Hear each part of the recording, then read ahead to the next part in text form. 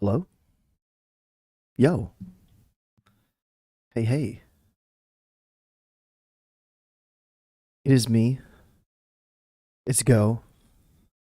And as you can see, there's a druid above me that's in shadow meld. That's Grif. So you can't see him. You can't hear him because he's not here. My dude's internet is still out. So it's just me tonight.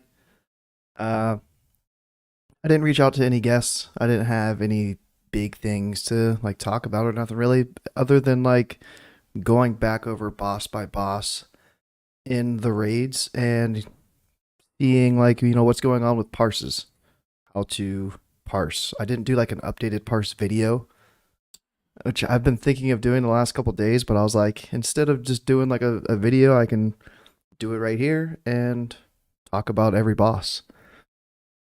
And I didn't do a video on Sarth and Malagos, so I can touch on those right here, right now as well.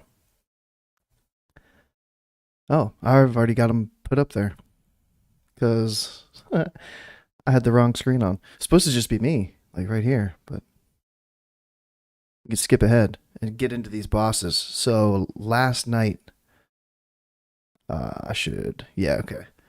Last night, good raid, 6 or 7 99s. It was pretty chill. Locked in a new like rank, I guess, for patchwork. Well, it's not locked in yet, but it'll lock in soon. Same thing with Malagos. Malagos was my only 95. Everything else had been 99 for a little bit, like a month or so. Malagos, I just never DPS'd on it very well, so feels good to finally get in there with the 99. Um, but yeah, let's get into the bosses here. See what people are doing. I guess I can compare myself. I got these two tabs right next to each other just to see how close I was to like the top DPS. We can take a look at trinkets and fight duration for every boss and see if anything's sticking out. Like patchwork used to be like a 3 minute fight. Now it's cut in half for a lot of people. Somewhere between a minute 18 to a minute 54 here on the top 10. But ours is a minute 51 was our fastest. So up towards that upper end of the fight length duration. A lot of dying curses and sundials and a few illustrations tucked in there. Which I feel like most of these bosses are probably going to be like this. Not too many illustration, but a bunch of dying curse and sundial. But there's what, one, two, three, four parses over 9K. And it's weird that there's one all the way back from November 4th. Like 2 months old at this point, and it's still the third highest with a 209 eye level. Damn. Alright, these last two beat it barely with about the same fight length. Everybody's only really getting bloodlust on these. I think I've seen some other fights that it might show up that have a PI, but not too many parses are because of PI, which is nice because I get it sometimes, but I don't want to have to stress over having PI just in order to parse. But I got my highest DPS on patch last night, 8100. Seems weird that it's like such a good DPS. Like I think the rank hasn't adjusted yet. But it was like it felt like such a good DPS, and I'm still like almost 1K DPS below the top parse, the top DPS. But patchwork is just like a rotation fight at this point. Like I mean, it always has. The only thing that I changed, I think, since I started doing patchwork was throwing in sappers instead of the Serenite bombs. So this one from last night should have a sapper in there. Let me double check. Serenite. I swear I sappered on this. Hmm. Maybe the sapper missed. Maybe I threw the sapper out and I just wasn't close enough. I was like a yard out of range or something. I should have it for, yeah, I have it for a cast, but I missed, I guess. Rip. So I could have done even more damage. uh, this one, December 23rd.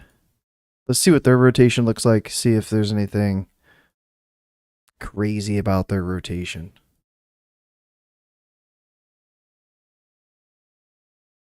And I go to events here. Okay, so they're fairy firing. One thing that I don't have to do is I don't have to fairy fire. Our feral takes care of that. So I get that free global at the beginning. And they even stopped, like they even hesitated between their fairy fire and their wrath. But this is really weird. Like no insect swarm at the start. They just straight up cast a wrath and pop their hyperspeed.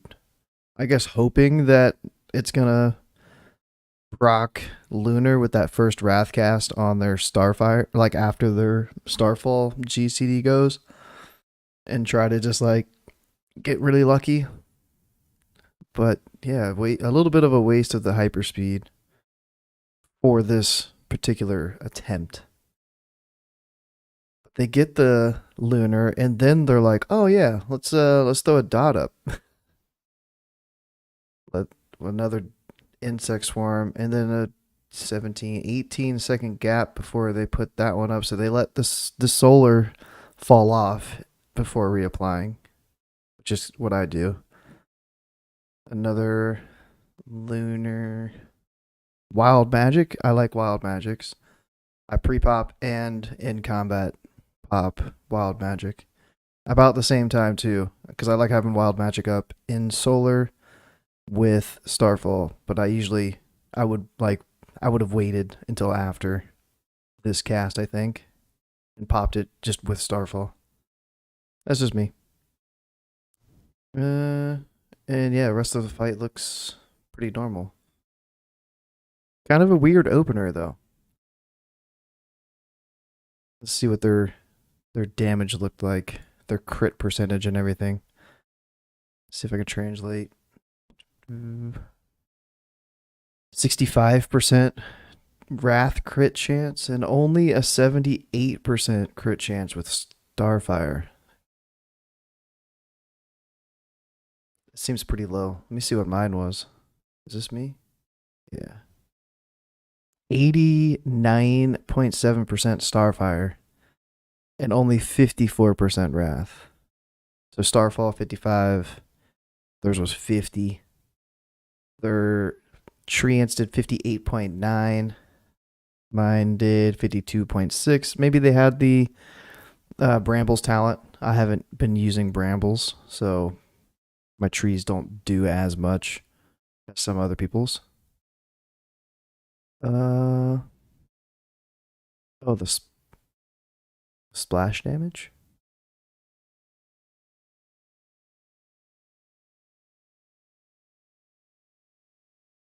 I guess that's what this is. 2 casts. Splash. 22.4k.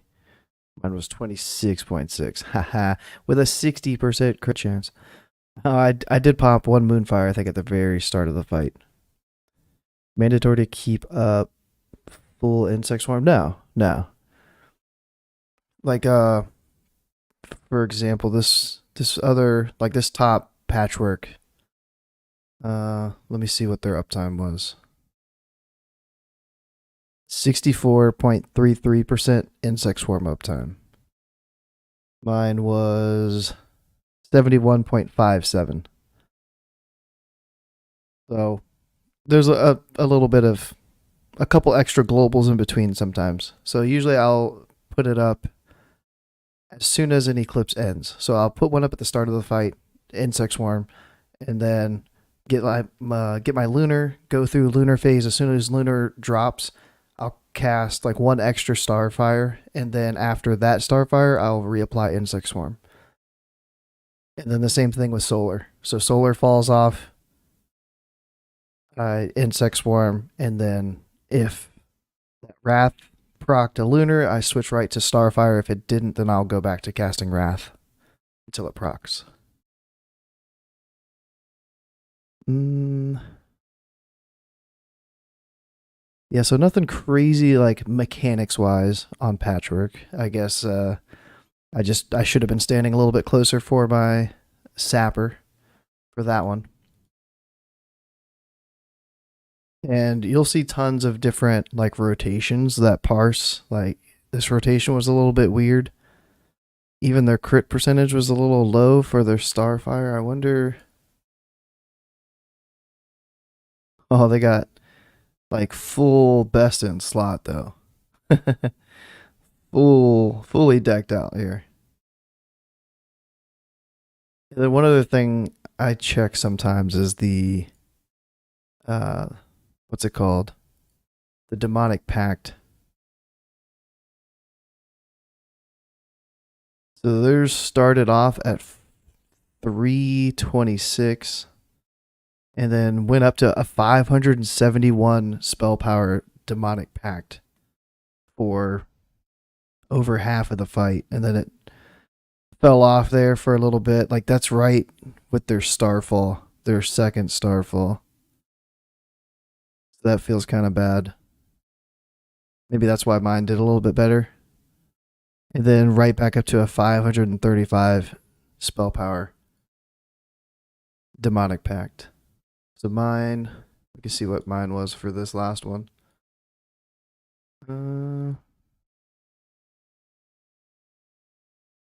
Points. Nope. Spell power 402. So pretty much like 375 spell power on average for the fight. But what was that for? 402 for like the whole bloodlust.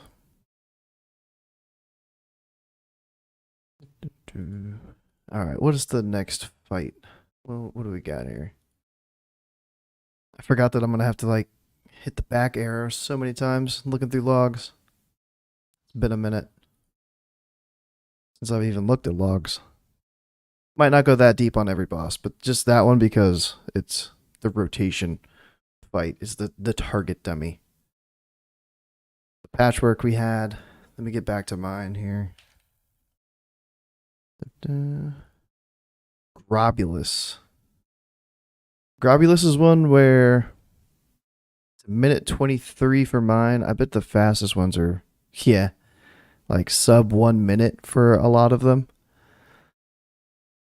It's like, it's either close to the duration of like bloodlust and stuff, so like 50 seconds. This is like a little bit of an exception here in this one, but other than that, it's like it's waiting for, or like the duration is telling me that it's like 2 starfalls. Getting like a second starfall in is really helping out the DPS.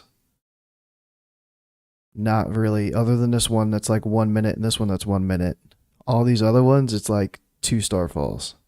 Or it's really close to just lust time, like 40 seconds. And what do we? There's a Mark of the War Prisoner in there. 2 of them. Three Mark of the War Prisoners in there. I guess the on use is. I don't know why the on use would be that good. That's wild. December. One back in November. But yeah, still a lot of Dying Curse and Sundials. And just a few illustrations tossed in there. So Grobulus, though, with how fast this fight's going, some of these people, they don't even have to pre-pop. They can hold their potion, just pop it. I always pop it. If I'm holding it, not pre-popping, I'll pop it with Starfall. That's just me. And it's always wild magic. But yeah, the faster this fight just means the less movement there is, like the less diseases that have to run out, so less chance that you're going to have to run out of the raid. So like having this short of a fight time really helps them out. My fastest was a minute 23. So right around the same length as like a good parsing like speed. And 8762. Still like 1k under the top. But it's crazy how like the top Parses are just that much ahead in DPS, and it's still like a 99, even if you don't, even if you're 1,000 DPS below. Like, crazy. 16 kills, damn. So that was week 4 last night, or week 4, 4 months. 4 months? Has it been 4 months in Naxx? Jeez. But yeah, like Grobulus, if you get the disease thing and you have to run out, hopefully you have like insect swarm off the boss, like it's fallen off, and you can pop an insect swarm while you're moving. I always use an insect swarm to get into position. So like as the boss gets kited around the room, I'll insect swarm between eclipses, and then that's my chance to move a couple yards. If I need to move a little bit further because the boss got moved too far or something, then I have to pop like a Moonfire or like a Typhoon. I haven't really used Typhoon that much unless both of those are up and I don't have any other global to use. Then I can use like a Typhoon. But yeah, Grobulus, Quake fight. I love this fight. I don't know why. It's just something about it. It feels good to like to move, but you're still kind of planted. Like it's still the same rotation that I use for Patchwork, but I'm also moving while popping my instant cast. So I don't know. It just adds a little flair to it. Gluth. Gluth, super short fight. An embrace of the spider on this one. Our first embrace of the spider. Interesting. This one we've tried a couple strats on, like tanking the boss right below the pipe, or the traditional back by the door towards the next room. I like the door strat, so it's like I always dash through the pipe until the very end, and then yeah, since it's so short for most of the top parses, like I'm always hoping for like a quicker fast time. So I haven't really been pre-popping, and sometimes you're still in combat when you're getting ready to go through the pipe because of the last boss, because Grob has those poison clouds and you don't drop combat. So sometimes potion's not even on cooldown, so I don't even worry about it on Gluth. I just wait until I get planted in position to like Starfall and then pop my wild magic with that Starfall. But this is one that I do use that Typhoon to like move. So I'll drop down from the pipe, Insect Swarm, Moonfire, I'll pop Treant, and then Typhoon. And during all of this, I'm using my Nitro Boost to like get to the back of the wall as far as I can. Oh, Grif is here. Grif is here. All right. Let me finish this. Finish this boss. Yeah, because I gotta set everything up. So I just want to get my points out here real quick. Yo, what's up, Kung Fu? So Gluth, yeah. So I'm popping Insect Swarm, Moonfire, and then I'll usually like Nitro Boost, and then I'll pop like my Treants and Typhoon, and then I'm usually there at the back of the room. Tank's usually got the boss like really close, and I want to get as close to the far door as I can because I don't want Starfall to hit the little Chow ads that are going to be spawning behind me in the middle of the map.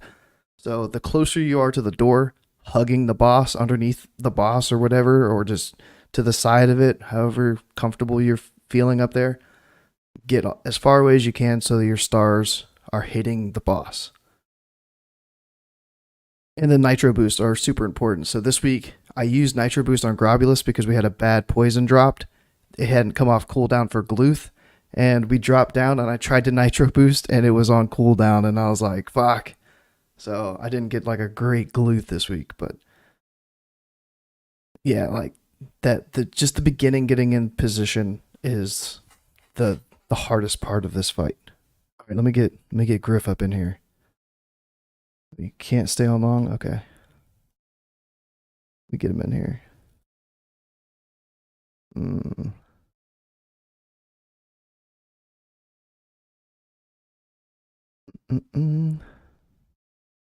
This is gonna be all fucked. Voice and video. Yo, okay. Oh. Let me. Okay. I have no idea if anything's gonna work. Yeah, me neither.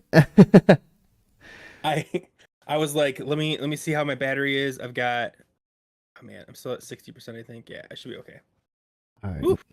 Let me try to I set can't up even Discord. I can't even see your video, so Yeah.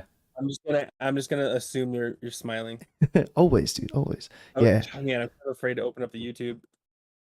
All right. Oh. I was like, let me see how my battery is there. Okay. Ooh. Maybe I could mute myself. YouTube chat. All right, let me get you. Hey, I'm kind of there. I put my hat on just for this. You're getting there. You're getting there. All right. There we go. Oh, it's table slam. You don't see that. It's I mean, underneath you, everything says table slam. I don't know if you watched the one from last week, but I had him on last week. Where's? Here we go. What's all your stuff? Your Twitch. Just put Grif. And just leave it because I can't stream or do anything anyway. So just leave it as table slam. Give him some script. Just that would confuse people. They're like, Grif looks or yeah, table slam looks different. Same person. You guys didn't know we're the same. Dude, it's so good to hear from you, man. I've been so busy. Oh my god. I was down in the dumps all day because I messaged you and you didn't message me back. I was like, I know. I'm sorry, man. Okay. I'll tell you. It's like one thing after another. So the day before New Year's, I dropped my phone. Okay, I broke my phone case. So I took it out of the case to see if the phone was damaged, and while I was holding it to see if it was damaged, I dropped it and broke my phone.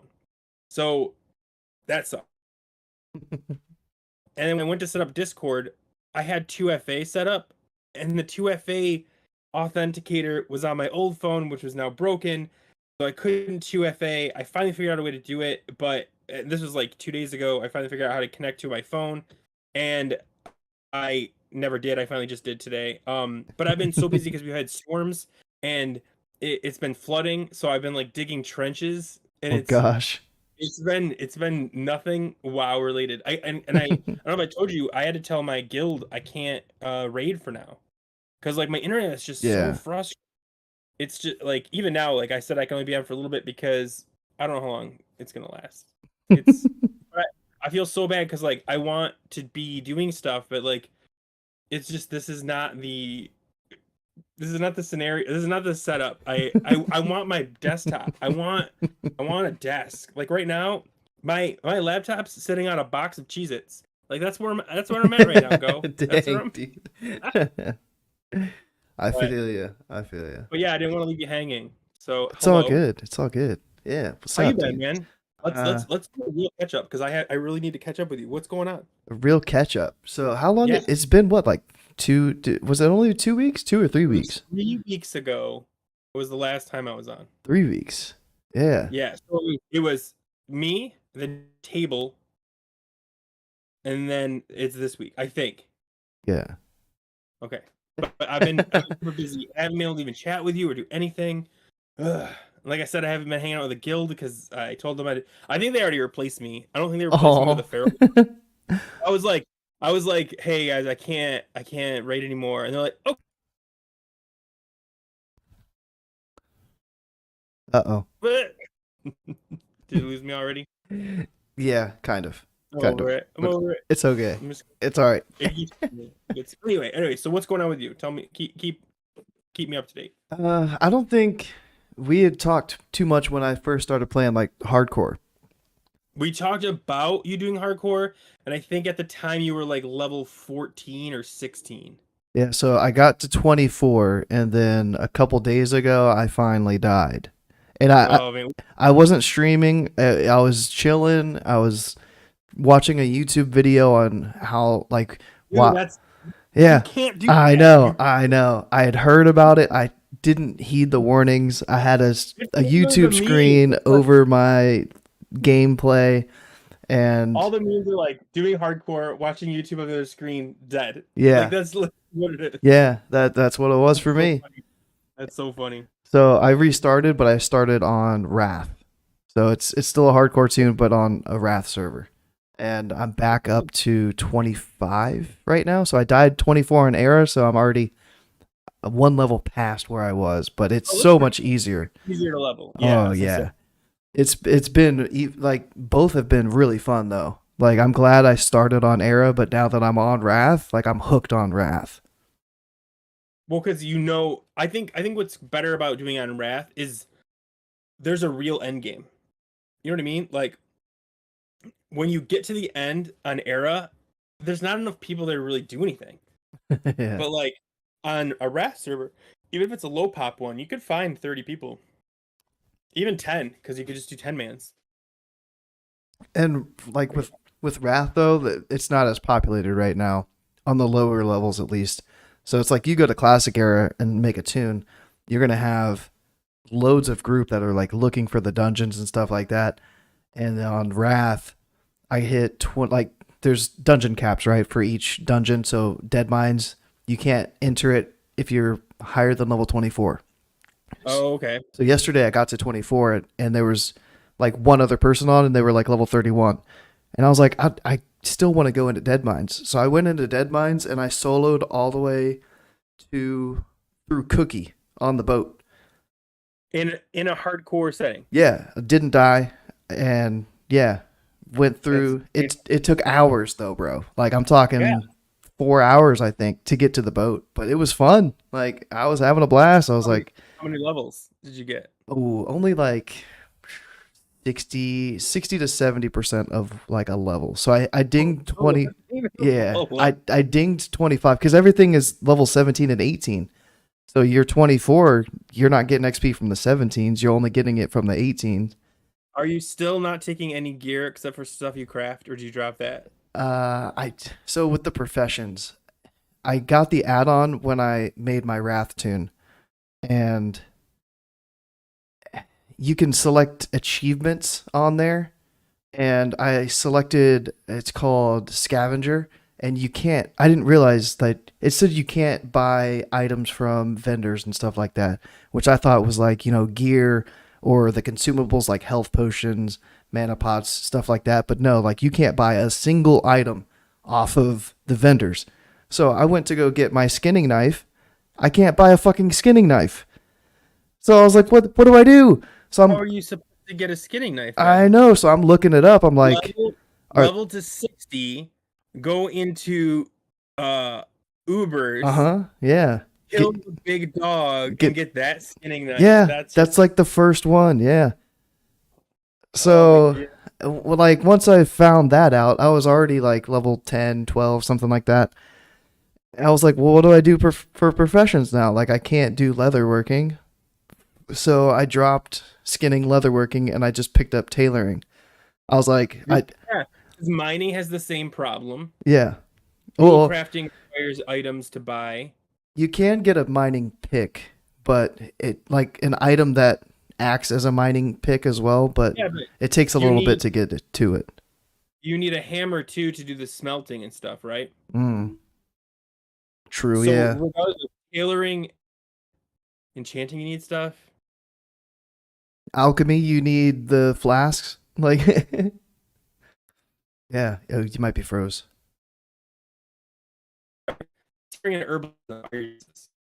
Hold on. I'll wait for it. Okay, you're back. Yeah, you can't use the gnomish tool because you can't use the auction house. So you can't trade and you can't use the auction house, or you can't use the mailbox either. Oh no! Oh, hello. Oh, my back. Great. Yeah. Tailoring herbalism. That's what I've been saying nonstop. Tailoring herbalism. Okay, nah. Yeah, I just got tailoring and stopped. Like I didn't get a secondary. Oh, it's this bad. Is why I didn't want to be on. Because I don't want to. Is it bad? It is right now. Yeah, a little bit. So yeah, I got to like level 16, I think it was, Oh, when I picked up tailoring, and I hadn't gotten a single bag to drop. So at least I got tailoring and I could craft bags. But okay. I also, so like I got tailoring, but then I was like, I can't buy course thread or anything like that. Yeah. So like it ended up where Well, dude, that's dumb. Like you might as well yeah, not even.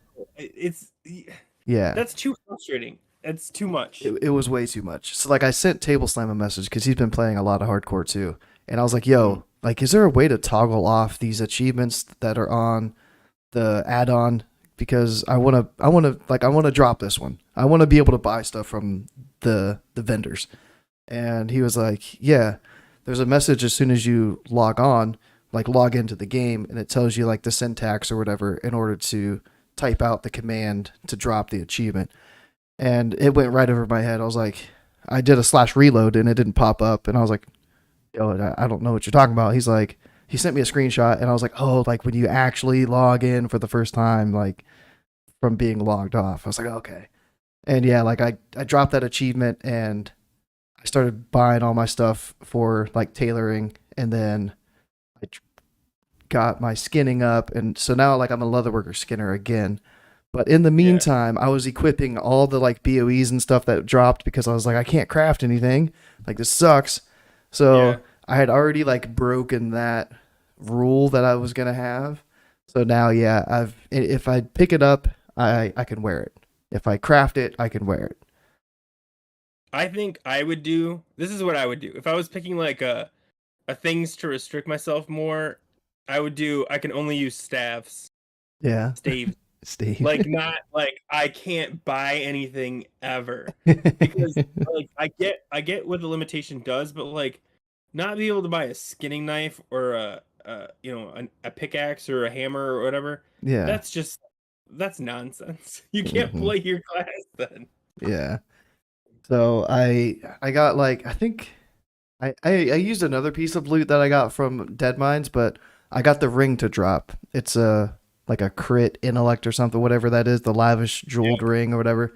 So I did get like a sweet piece of loot from there, but I ran out of time, so I didn't get to try like the rest of the ship, like the last two bosses, the goblin up top for the Emberstone staff, or what's his name himself, Van Cleef. Didn't get to try Van Cleef. Yeah, yeah, yeah. That would have been pretty cool. But I'm at the point now where I want to go to Black Fathom Deeps because the level cutoff I think was 28. So there's a couple pieces of Is that caster a, loot in there. is that a strategy like to do just the dungeons? Because like I get dungeon grinding, but like you can't really speed grind them because you could die. Yeah, and So like what? you can only do them once as well. So I just want to do them because I've done them on Wrath already to grind for XP, but I think I've died a couple times like doing that. But now that it's a hardcore tune, it's like another added little challenge because I don't have heirlooms either, so it's making it a little bit tougher. But it's fun to go in there and see like what I can do solo. It's like if there's a group like level wise in the guild that's wanting to run, then I would go with them. But I just don't think that there's going to be tanks and healers at any point during my leveling process. Yeah, I man, that is the problem, right? Like you can't solo anything worth soloing, and you can't group. Can you group anyway? Is that allowed? Only for dungeons. You can't group for quest or anything. But I've been trying to do like a couple group quests solo as well. So like Red Ridge, I cleared all of Red Ridge. I actually like Red Ridge. I Yeah. don't know why, but I do all the quests there when I'm there. There was the one elite quest. Well, there's two elites, I guess. Like one outside the keep and then one inside the keep Yeah. with the weird names. Yeah. So like You gotta get the head of the one dude, and then you have to go all the way through the keep to get the other dude. yeah. So I went up the keep and like a group had I guess already gone in there and killed it. And I went up there and I was waiting for like for the boss to respawn or whatever. And there was a warrior sitting there too. And they were like level 28. And I think I was like 24, 23 or 24. And the warrior was like, were you here first or was I here first? I was like, you got it, dude. He's like, all right, cool. And I gave him like Mark of the Wild and Thorns, and he was like, yeah, thanks for the buffs, but don't help me during the fight. I was like, okay, cool.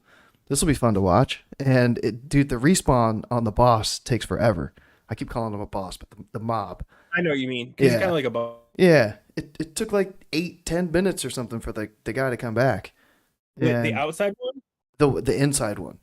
Oh, okay, yeah, because the inside one, what sucks is when you wait for the respawn, and then you have to work your way out, and it takes forever because all the ads in the hallways and stuff spawned. Mm-hmm. At least the outside one, you can like kill him and run for Yeah, it. yeah.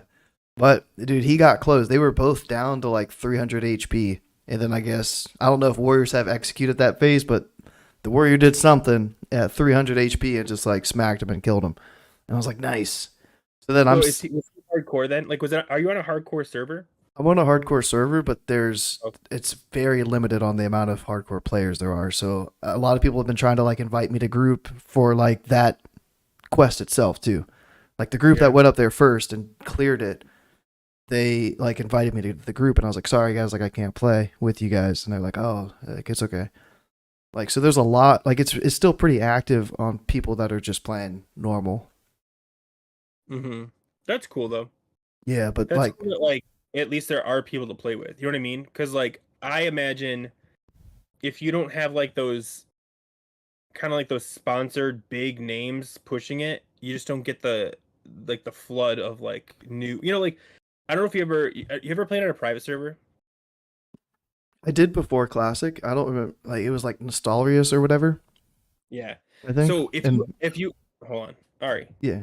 If you ever get on a private server when it's fresh, like the day it drops, there are literally people everywhere doing everything all the time. Like it's just packed full of people. Yeah. But if you go on like a private server that's been up for like 2 weeks, you are the guy running alone for everything. And it sucks. Yeah. So like at least, I mean, yeah, maybe you don't have a ton of people, but at least you have people. Because even on my server, like if I were to level right now, I have a feeling I'd be running a lot of it alone. Oh yeah. Like so at least you have that. I'm used And to it you're though. getting higher level. Yeah, I'm used to playing solo. Yeah. I don't have like the patience to play with a group, or like even one other person. Well, Like, so now you're in the 20s. That means like you've committed to a spec. I'm assuming, are you boomy? oh yeah, yeah, full bounce for sure. Survival. I want to say survival leans feral. Like if you're trying to not die. But then Well, again, indoor root now. oh dude, So it's insane. yeah, I mean, like really, you do have more CC as a boomy in Wrath over, um, the what do you call it, servers? What are they called? I always forget what they're called. What, classic era? The classic era, yeah, Yeah, classic era server. I thought weird name, but I guess classic era makes. yeah. So another thing with my balanced druid though is I never trained cat form or bear form. So like no stealthing, no dash, no bash. Yeah, like no. So that's made it a little bit interesting too. Like I wish I had bash I and think, stuff. yeah, I was gonna say, or even just dash is Hmm. really handy just for getting around. Yeah. But you have a mount already, so Well, you know me and mounts, bro. I didn't buy mount. I've got travel form, dude. bro, it's so much faster now. I did like I allowed myself to get travel form and like moonkin form when I hit 40. Those are like Allow. the only two forms. Yeah. Wait, and you're what, 25? You said. 20, yeah, 25, yeah. Mhm. So sorry. So how's rating going? Rating, we did decent last night. We still haven't got immortal, so I think last week might be our last chance if Ulduar's coming out mid-January. If You it got it. You got 2 weeks. You have 2 more weeks, I think. You think two more? You think Man, what's yeah, the date? I've not been keeping up. But I checked a bunch of stuff this morning. Because I don't know why, but my YouTube channel is getting flooded with like WoW stuff all of a sudden. So I'm assuming something big has been going on. But I looked at my on the Discord for my guild, and they're planning on doing a what do you call it? Like a practice run on the PTR. Yeah. And they're saying like, and this will be the last week before we switch over to Ulduar. And I was like, oh, apparently they've already decided it's like the 18th or something like that. I can't remember the date, but they like my guild seems to think they have a date in mind. So Yeah, I'm thinking like it should be the 17th, so like 2 weeks from yesterday. So the 10th, I right, think. it's like PvP ended, right? Yeah, PvP ends like the 9th/10th. So it's usually Yeah. a week after PvP season ends, the next phase launches. So since we already raided this week, I think the 10th is going to be our last raid. Oh, that's okay. That sucks. Yeah, so we still haven't got the immortal. Uh, somebody died on Thaddeus this week, and yeah, Thaddeus? yeah. On Thaddeus? Uh, Oh, come on. Dude, we've been having issues on Thaddeus. People not making the jumps, people not switching when the polarity If shifts. people don't make the jump, fine. It doesn't ruin the immortal, but like Yeah, going to the wrong side. Oh yeah, god, I that's know. basic. That's basic. Oh, I would be so angry. Like I think I told you we got the immortal a couple weeks ago, Hmm. and I've never been more. Every fight. I've never been so like nervous, not for me, but for everyone else. Like, please don't screw this up, guys. Please Okay. don't screw this up, guys. And it's oh, sorry, man. I You're wish there good. was like a light that shows me when you can hear me and when you can't. Oh no, no, I could hear you. No, I don't know why I said that aloud.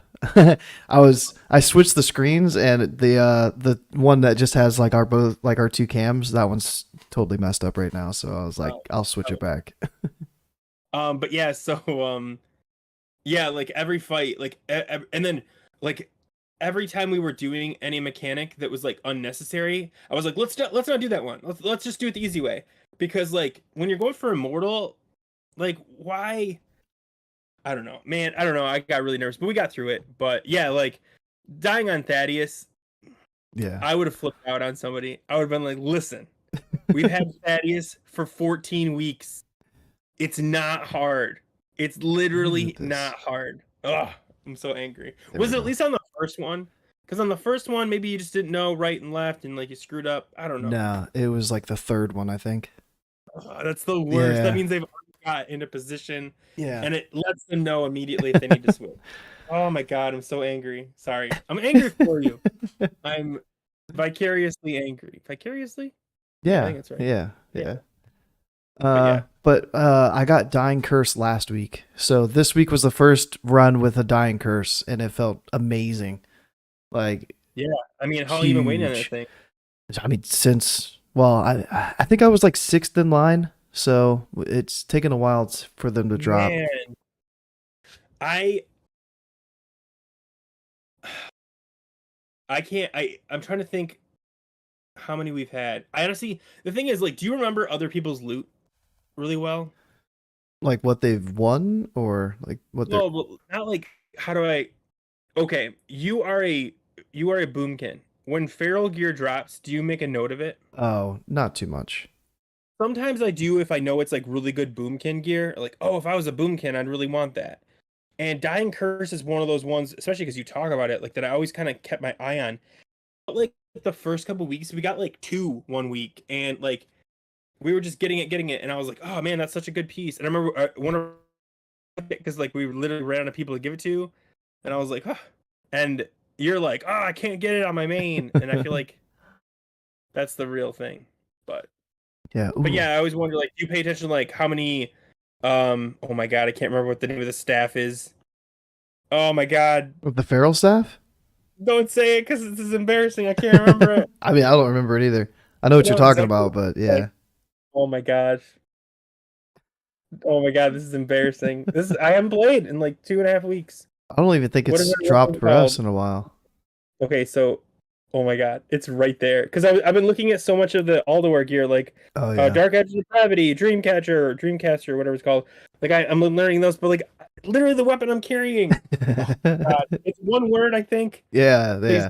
if anybody's in chat that knows it, I think please it say it so starts I with like can an tell me. F too, doesn't it? Are you hinting to me? Journey's End. Ah. Reason! Oh my god. It's two Oh my words. god. That's so embarrassing. Like I've had it since like week 2. I just kind of like, yeah, it's cool. Yeah, Oh yeah, no. But yeah, anyway, Yeah. God, I'm out of touch with the feral community. I mean, people like to tell me like, yeah, dude, we had 4 dying curses this week. Yeah. It's like, what? Like, Isn't that crazy how that can happen though? Like we yeah. got two, and I was like, that's weird. But I guess it's like multiple bosses can drop multiple things. I think we So had 2 1 week. I think that was our highest. So yeah, like getting 3 to drop 2 weeks in a row. Like I would have got it that second week right there. That would have been perfect. But did you?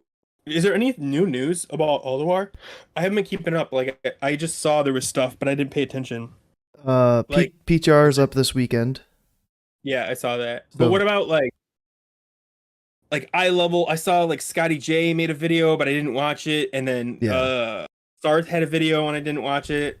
Because I can't watch them because I can't handle the delay. It Oh yeah, like the not buffer. delay, like, yeah, the buffer. Like Yeah. I'm watching this movie. I'll be watching like a video for minutes, and it will randomly start buffering in the middle, and I'm like, I can't explain to you how addicted I am to the internet. My God, I'll just stay away from it. That's my new play. But yeah, like the whole eye level thing. There was a post like yesterday that a grind came out with saying that they're not thinking that they're gonna be buffing the eye level of the tier gear. So that's what that was about. And then Scotty J made like that video of his thoughts on them not increasing the eye level of the tier gear. Okay. And I was watching. It was like an hour long of Sarth, Rugs, Crix, and Zyrene going over like the tier list for how hard the bosses are. So like I watched that one, but I don't know if they're. Yeah. And then there was another one that they also did where it was like Crix, Sarth, and the devs. That was a really good video. If you haven't watched that one, it was like an hour and a half long. That was one. That was the last time we did a video. I had Mhm. watched those. Yeah. Yeah, like I thought because Scotty J was like, "Oh, there's stuff coming into Alduar that you didn't know about," and I was like, I probably should watch that, but I can't right now. Oh, like that was the phase 2. Like what's coming with it, right? Yeah. Yeah, yeah. So there was like the Argent tournament dailies, Oh, okay, yeah, the yeah, yeah. Okay, fishing so there's gym, a video on the tier as well. Oh, so those. not the. Oh yeah, tier gear is still gonna be good. You're breaking up right now, Grif. That's why I might sound like I'm talking Oh, over you. Timothy said a video on tier as well. So now I heard like I saw a short Starth did, and he said even though the tier gear is not getting boosted, it's still going to be worth getting for a lot of classes. Yeah, Like, so I'm gonna get it. I don't know how much gear I'm gonna because I know I'm gonna have a harder time with getting armor pen capped, especially if I can't play for a while.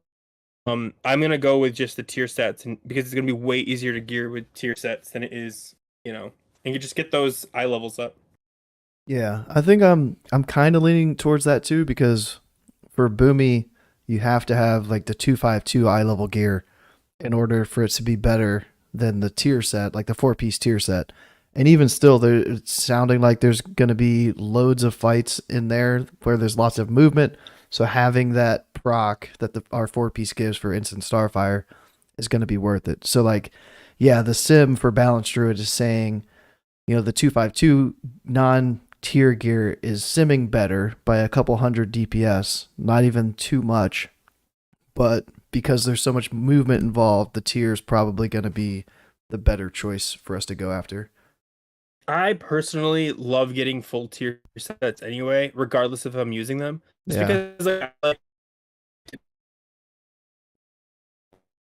Uh-oh. As soon as you started to explain, you started cutting out again. You're like, I love tier gear because. I like it just because it looks cool. Like Okay. I like to look Okay. cool. Yeah.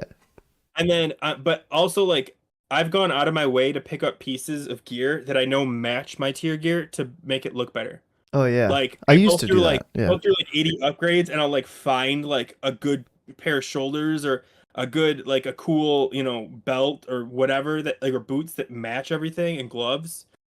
I love doing that, and I do it with every tier set I've ever done. So I'm gonna get the tier 8. Yeah. Tier 8. Tier 8. Yeah. Yeah. Tier 8. So tonight in like 2 hours we're having our guild meeting for our loot list. So then I can start working on like what gear and stuff I want to prio. So that it's gonna take me at least a week probably to figure that stuff out. I'm gonna contact one of my buddies. She helped me with my first loot list before phase one launched, so I'm gonna be like, hey, can you help me with this one too, please? She's got like 10,000 spreadsheets. Like she'll pull up all the information she has for every other class or every other like caster and healer because she's playing a warlock now, and see like what every other class is interested in and have the spreadsheet tell her, okay, there's 6 other specs that are going for this piece of loot. So it's going to be kind of medium contested. It's like this one's got 9, so this one's going to be like super contested. So like maybe you should prio that piece and like go through everything. I think that's if you go back to like, man, I don't know if you know who Scarm is, but if you go back I've to the heard, Scarm yeah. days, one of the most useful things he does is when he talks about loot, he says, here are the 3 classes that want this. Here's why you should prio it to this guy. And I think that's interesting because like I look at loot and I'm like, yeah, I could see how a rogue would want that. But the problem is I don't know rogue's priority list like the back of my hand. And the only way you can know that is if somebody that like either is a raid leader who's done the loot or has played it off of the classes that knows like, yeah, rogues don't want that because their tier for this is better or something like that. And it's really handy when you're like, okay, like especially with casters, because caster class is so generic, where you get like, hey, everybody wants this really great trinket. Oh, dude, that's my best trinky, dude. Yeah, my trinket. My best You know what I trinky. mean? But like, and so now you've got like 7 people, and lo and behold, there's this other trinket that's like 1 DPS less that nobody's going for. And you're like, why? And like, and what's cool about Scarm is he'd say like, you know, if you're this class, take this because it's almost as good, and you're gonna have less contesting. And I think that's something we just need now. And I don't know anybody that's providing that because Scarm did a great job of doing that. But yeah, like no, who does that now? Nobody. And Yeah. I don't have the class knowledge of any other class to do that. Like I know what I want, I know what gear I'm going for, but like to know like what hunters want and what rogues want and what I mean, even ret paladins and warriors and you know, like you have so many classes that try to steal from each other. That's probably a bad way to say it, but you get the idea. I Yeah. wonder when the real drop because with leather caster gear versus all the cloth might be worth it making gear super easy. Yeah. People have done a couple of sims and stuff on the Druid Discord, like comparing leather versus cloth. So I don't know numbers off the top of my head for that stuff, but you might be able to search in the Druid Discord, like the official Druid Discord, and try to see if you could find that. But I don't think it was that far off either. But it's all kind of like 252 eye level, and it's all single target. So it's like 252 eye level, and then it's like 4-piece, and then it's like leather gear. So it's all kind of up there. But yeah, you know what I want to do? I'm gonna reach out to Table Slam, and I'm gonna maybe a couple other ferals if I get a chance. And I think you should do this too. At the beginning of phase 1, we simmed everything, and all the sim people were like, "This is this," and I want to know if all of that held up. Like, Oh yeah. you know what I mean? Like, because we're going into phase 2, and we're leaning heavily on sims again. And if we were super inaccurate in phase 1, maybe we should ease off on like legit, like relying on sims to make because like we rely on sims to make a lot of our decisions. Like, oh, this one's 2 DPS more, and it's like okay, but what's this and what's the proc rate and what's the are you moving more? Because like especially Ulduar, there's a lot of moving. So I'm curious if like if they were like mashed up perfectly, like yeah, what we simmed is exactly what it was. Then okay, cool. Let's lean into Sims harder. Yeah.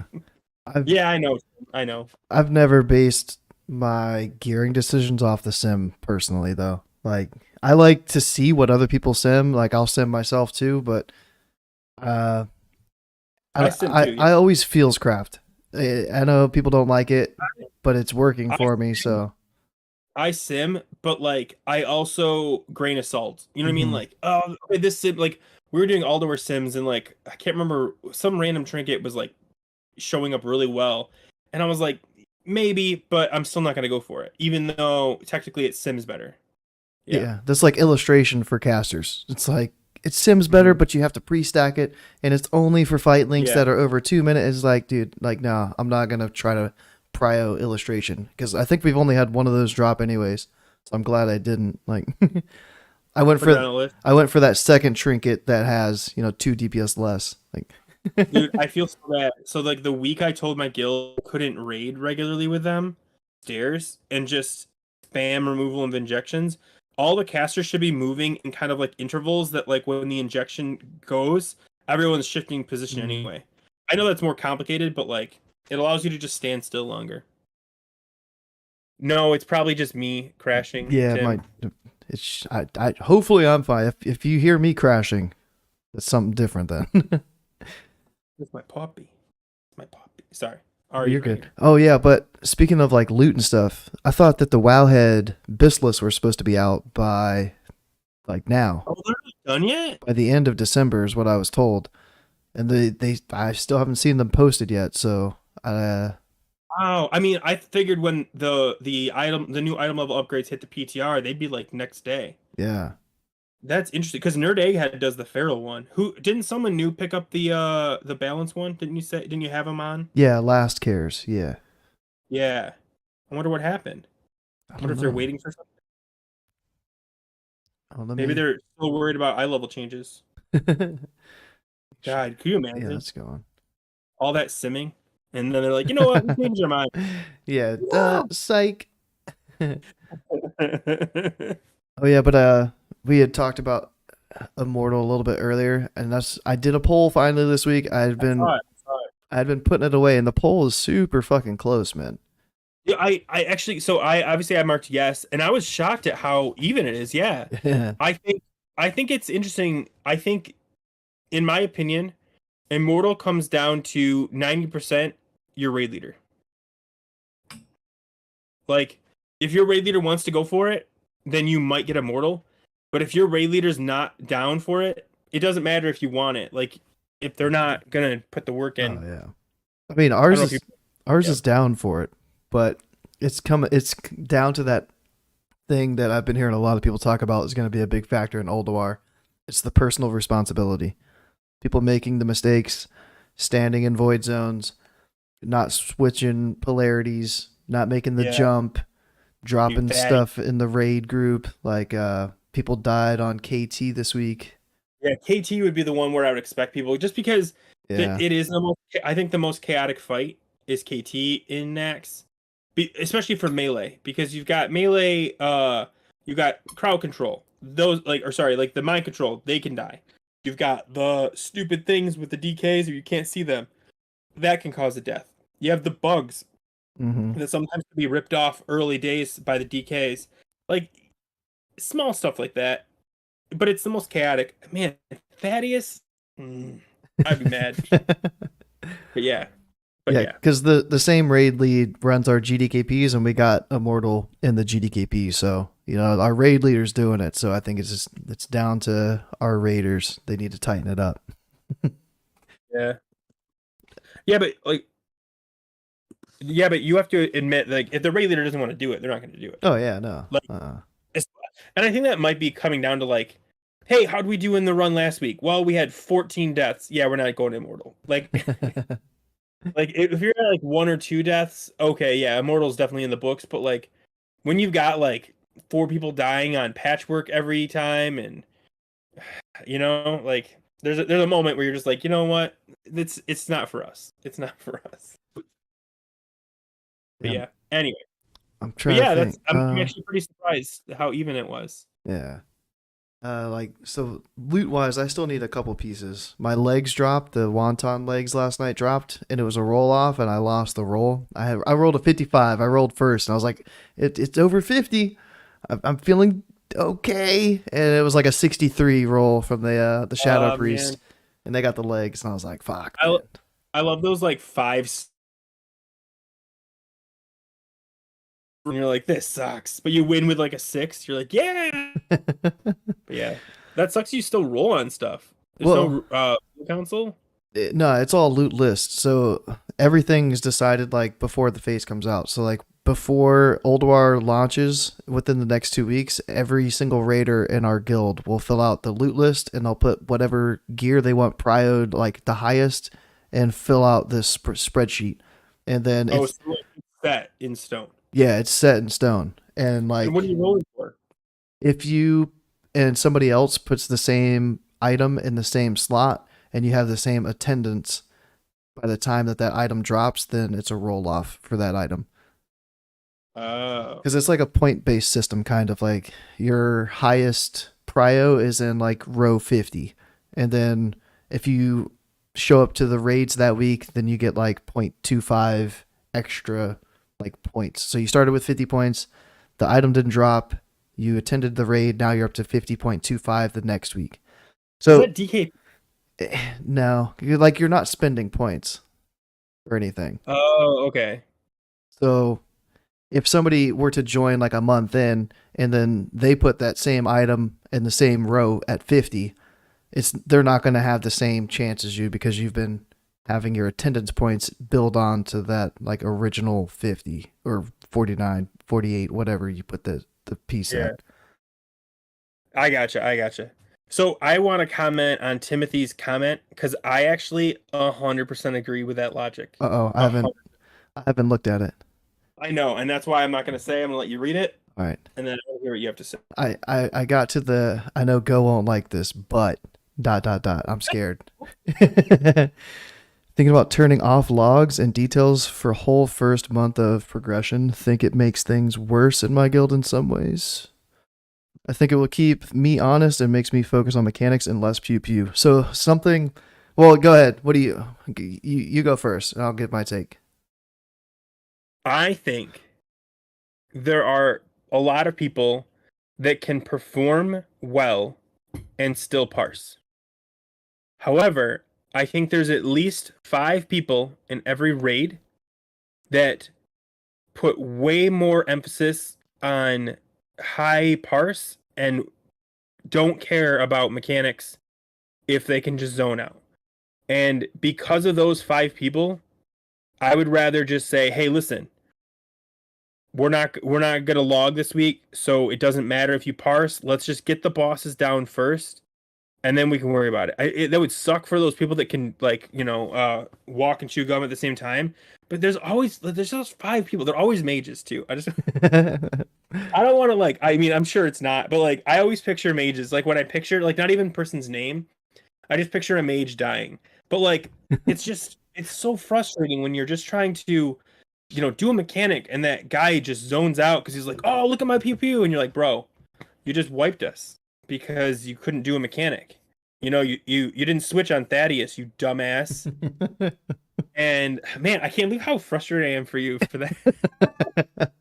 I can't let it go. But no, I really do think that I think getting everyone on board with that is tricky because some people, they only show up to parse. But at the same time, Ulduar has so much going on that parsing should be the bottom of the list. You should learn the fights, learn the mechanics, get the boss down. Once the boss is down, flip that switch. Yeah, or we're gonna log this one, guys. We're gonna log this one. But until you can do full progression, I don't know. I think it's people saying, you know what? I want to parse. I want to be number 1 on this one fight, so I'm gonna ignore everything else and just do the thing. But yeah, sorry. What do you think, Go? So there's a few fights in Naxx where it started out like you were supposed to move out of X mechanic. So Faralina and Saffron come to mind. Oh yeah, you can ignore the Rain of Fire and the Blizzard. At first, it was you got to move out, help the healers, and don't take that unnecessary damage. And as soon as my raid lead, I was one of those that would still kind of stand in it unless they were over comms, move out of the flame or whatever, then I would move. So I was I had that brain, that mentality. No, dude, I'm standing here. Our healers ain't doing shit. They can heal me. Let me fucking pump. I'm gonna stand still. And yeah, as soon as the raid lead was yeah, I think we're at the point now where we can just stand still, just stack up, make the AoE healing easier. I was hell yes. Now I don't look like that asshole that I've looked like the last 3 weeks standing in this already. Like now it's acceptable, so like sweet. But for Ulduar, I've been struggling with Balanced Druid as a class because I feel like we're gonna take a sharp like drop in our standings in the DPS meters, and people might not understand why, but it's because we're gonna be having to give our innervates to the healers. We're gonna be having to battle res, and it's gonna like fuck us. I think for the first month, 2 months, like Tim's talking about, like so if you are trying to parse and you're not battle resing when you're being asked to battle res. You're popping your innervate on yourself early into the fight so you can be like, oh, sorry, I already used my innervate, even when you might not have needed it anyways, just to burn the cooldown so you don't have to give it to somebody else. Like, make sure that you're okay. You know, like, I'm feeling kind of nervous for Balanced Druids. So do you think that your ability to do those things is going to affect your parse so much that you can't parse? Because like, doesn't everybody have to go through that right now? Like, isn't everybody going through the same thing where you've got to help out your healers and Yeah, and get out of the fire? So like, yeah, like you, man, so how do I say this? they will, but the ones that don't are going to have that advantage. Like they might say that they might be prepared to do that, but then if people don't die in their particular run and they get to just do their DPS, then they're going to parse a lot higher. They're going to do way more DPS, even though they had the same mentality. See, I think, and this is more about my server than anything else. I think it's bigger bragging rights to have a faster raid run and a higher progression number on your server than it is for you to have an individually higher parse. So like, I agree that like if your guild is good, if your guild is like, or especially like your rating, like the raiders are good, and you're not having to do that, and you're using it on yourself, yeah, like you earn those 99s. But I think you can always get 99s in week 3, week 4. You can always like pump out later, but you can't ever adjust that progression on your server. You can't ever say, "Hey, we want to be number 4 now. Let's get number 4, or let's get number 1 on our server." You can't ever change that column. Every other column on those charts you can. That's fair. Yeah, I won one.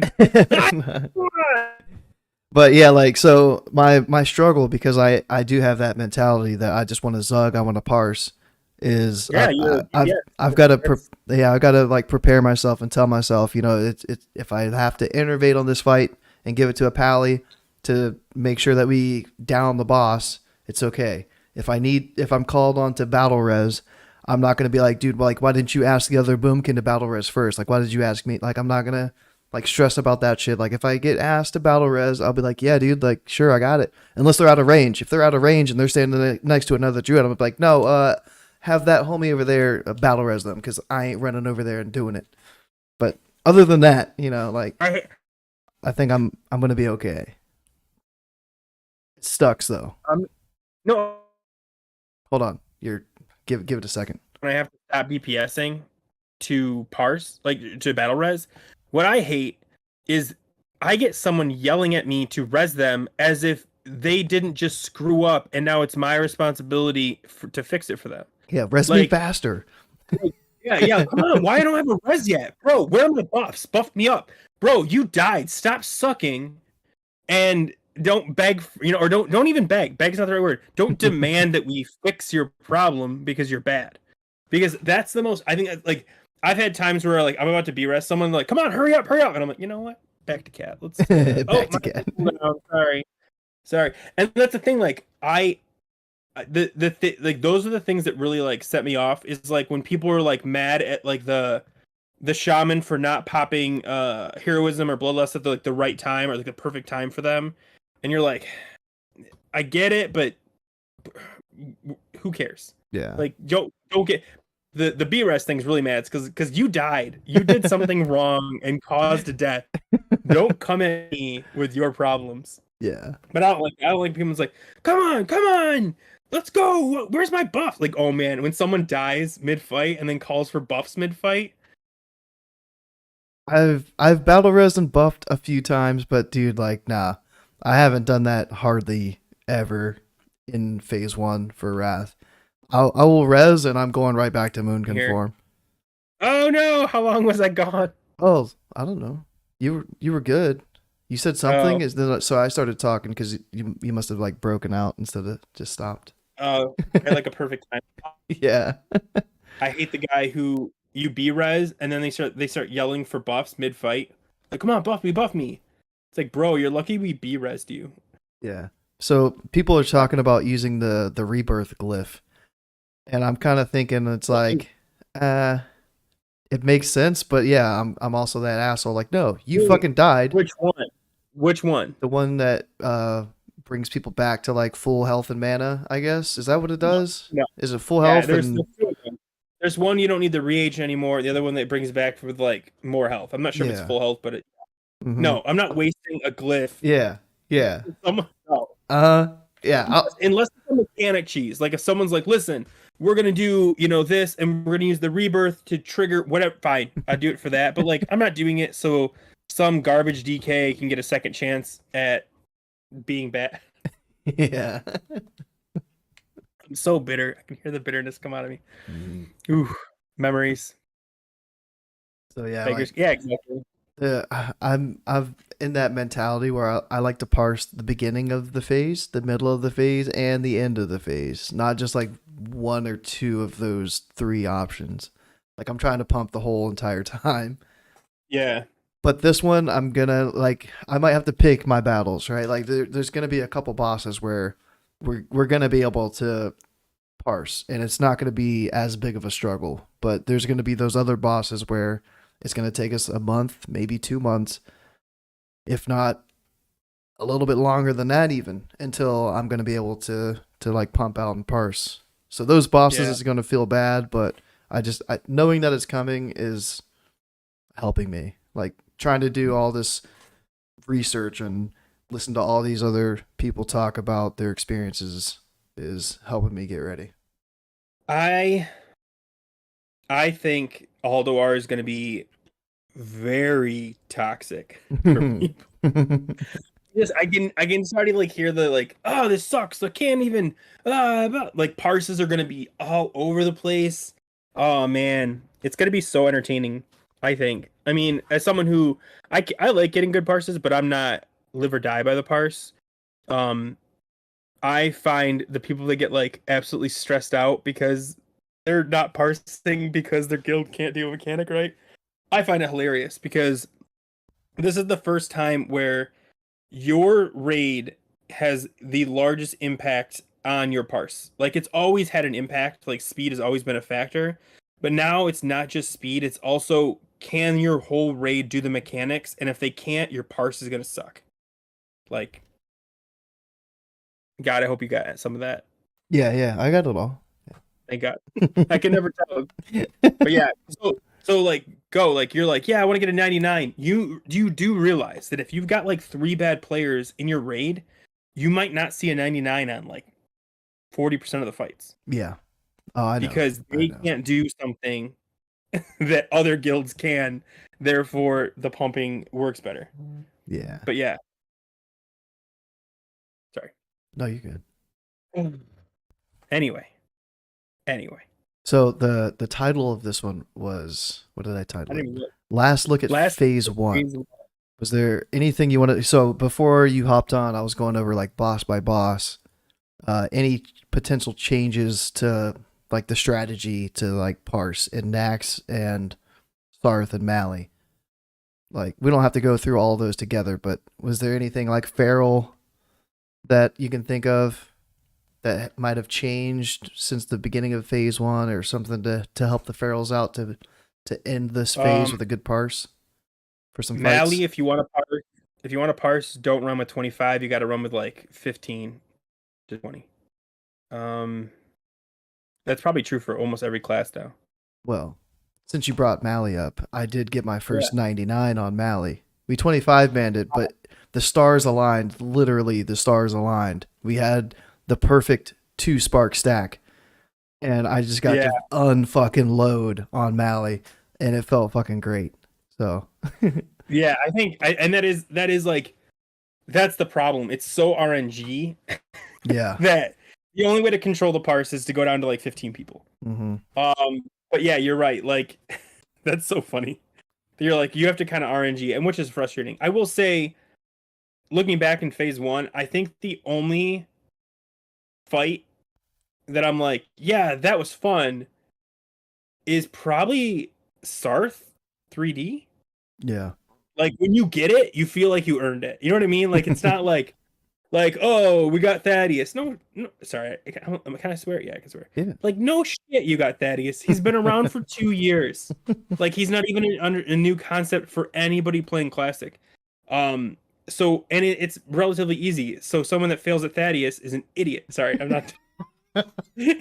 Jesus. I'm just gonna lay into this guy, whoever this is. Oh Anyway, my gosh. but no, but like, so fights like that, even like they're all, Naxx was all reruns. Mhm. And Sarth was the only fresh one that not only was a fresh fight, but also had uh, some cool like the what's the term? It's not heroic mode. It's hard modes. The hard modes. It had a cool hard mode concept that I think made it more interesting because you could progress through it. You could try different things. Oh, you said you could try different things. I still can't hear you yet. Hold that thought. Still nothing. You are frozen like the ice cubes on Saffron. I'm standing behind you right now. I've hit the escape key. I'm not meleeing the boss. Oh, I see you moving. Hello? Yeah, There ice you are. cubes on Saffron. Yeah. You're back. How far did my rank go? You were going. Star 3D? Did I say Star 3D? Oh yeah. You were talking about Sarth. Okay. Okay, good. Yeah. Star 3D is the only if you're new to Wrath, the only fight worth, like, if you're like, hey, what's a fun fight? The answer is Sarth. Mm-hmm. And Malago sucks. But so Sarth, back to that personal responsibility. This was week 16 was yesterday. Week 16. People are dying to Flame Wall and Void Zone on week 16. And I was like, bro. Like we tried to 24 man it. We had a shaman that joined, like a pug shaman for Naxx, and they left as soon as we didn't get Immortal. So they dropped like they bailed on Thaddeus, like the second wing that we were in. They bailed. And we 24 man I think the rest of it, and then yeah, we got to Sarth 3 Drakes. We were like, yeah, we can still try to Zerg it. Not when people stand in fucking void zones. Dude. Okay, so do you know about the I can't remember what the achievement's called, but there's an achievement where like you have to dodge meteors or whatever. Yeah. So I think I got it like, I don't know, week 5, week 6. I can't remember, but I got it pretty early. Because it's honestly, as a caster, you don't tend to look at yourself. But as a melee, you're always looking at yourself because yourself is also where you are. So it's relatively easy. But we had so many casters that couldn't get it that we would go in, we would kill one of the drakes, and so we would do 2 drake, and we would just do it to get the achievement. And we get the achievement by making them remove all their gear and then stand in front of the flame breath of the dragon so they would die, and they would get the achievement automatically. We've been saying that we were going to let people do that once we got Immortal. But since we can't get Immortal, we haven't let people do that yet. So. Well, oh, hold on. Before you get into your point, you froze again. Hold on. But, dude, you got me fucking hyped up. You got me talking shit on people for standing in mechanics. I know, but like, I really want the Star 3D Drake. I'm really frustrated that I haven't gotten it yet. Oh yeah, see, I got it. And we're doing that instead. And I mean, like, I don't care because like I'm not running with the guild anymore. But like, it's so frustrating when you're like, why aren't we doing 3D? Like, I want the achievement. I want the Drake. Fine, I'll let you everyone. I'll help everyone get the achievement. But like, let's. Uh-oh. I have the Immortal Drake, so I don't care. Oh, there you go. Sorry. I have Drake, Drakes. I Drake, said Drakes a Drakes. lot. Drakes? Yeah, I said Drakes a lot. I think my internet's running out. Oh. Oh Yeah, no. sorry. I'm, dude. I tried so much. Oh man, I gotta send you some pictures though. I've been doing some hiking. I hiked a little Yeah, bit. dude. I only No, took like one picture. I'm gonna not blow you away because like it's just like you got to see it. It's so cool. But I'm gonna send you some pictures of like all the hiking I've been doing lately. Send it over. It's pretty cool. But I'm gonna have to hop off. My internet's Oh, getting frustrating again. all right. Yeah. Are you good by yourself for a little bit? Yeah. I was just You got gonna this? finish going over these Naxx fights, and then I gotta bounce off for that loot list discussion for the guild. Okay. Yeah, because like, man, it's starting to frustrate me, and I don't want to get frustrated. Yeah. What do you before you go? What do you think about next week? Any potential like better internet by then? Do you think or No. no? Okay. So I've been looking places. I think I told you I've been looking for an apartment that's nearby. Um, Nothing so far, and I'm not in a rush because I'll talk about it offline. But Okay. like, I got a lot going on other than that too, and I just haven't had the chance to like go and do stuff. But I'll catch you up because now that I've got it on my phone, I can talk. Oh,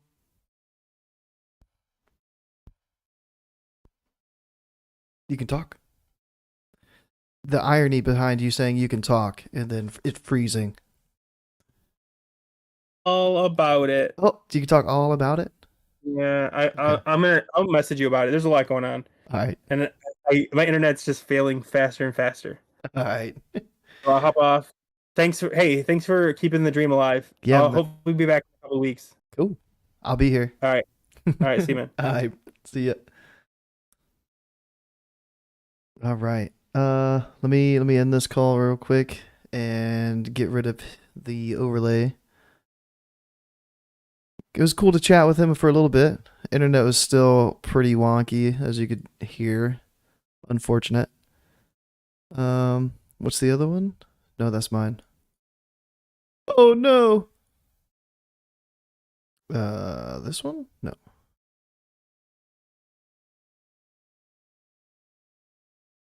Cam overlay, window capture. What is it? I have all these labeled too, and I still can't figure out which one is for his overlay. There it is. That one. Click that one. Cool. Where's he at now? He moved. Yeah, I don't know where he was before. Like I think he was in a house or an apartment, and now he's in a cabin. He's building a cabin like in the woods. So he's got like Statlink. What is it called? Starlink. I think for his internet, and it's not great because he's out in the wilderness. Yeah. Like he's building everything. Like he's putting the flooring in. He's doing the walls. He's doing everything in there. He's got like a tiny little bed, a tiny little desk, like minimalist like situation. So yeah, like hopefully he gets into some apartment or something to where he can have some good internet. But yeah, like having that as a place to go to would be sick. But also have a reliable internet place too. Yeah, like I'm jealous of that little shed, not shed. Fuck. Shelter? No, fuck. What's the word? Cabin. The cabin that he's got. All right. Um. What do we? Where was I at? I think I did Gluth. So Thaddeus. Back to like the parsing tips and Naxx and Sarth and Mally. Let me make sure I've got the screen set up right. Still, yeah. All right, Thaddeus. I had my highest Thaddeus last night. I think it's because Dying Curse. Because we had a couple of stacks. Like, we didn't even have the max stacks for the entire fight. A couple people died. So the stacks dropped. Fight went a little longer than it should have been. I might not have had, like, the most amount of stacks I should have had. but still somehow did like the highest DPS I've done on Thaddeus. But we've got 12,773 for the highest. And that was 2 days ago. A 3-minute fight. Like ours was what, 4 minutes? 4-minute fight. What are the trinkets? Dying Curse Sundial, of course. One mark thrown in there, one illustration. This one with 2 PIs. Another PI, another double PI. Like, damn. Let me see. Let me see if this one. See if I can see like what if they did any weird rotation or anything like that. They had a lot of rogues I just saw there. Master Shapeshifter. What? What do they have 2 of them for? I know it's something that I see on the Chinese servers, Chinese logs, that they get a lot more PIs than like the EU and NA servers get. But their Starfire crit percentage 91.5. Mine was only 77.8. And then their Wrath 63. Mine was only 50. But the Sapper is one thing that I changed since like early on. I think I mentioned it in the video that I did for Thaddeus though.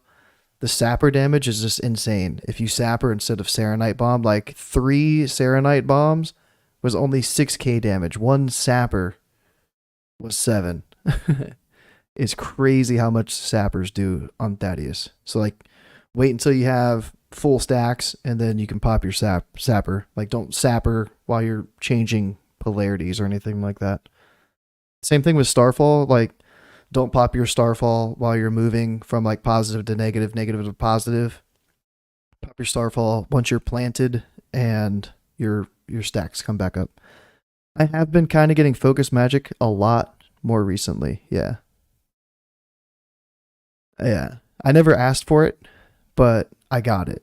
Like, so I feel kind of bad that I have it, but it's also kind of like cool to have it.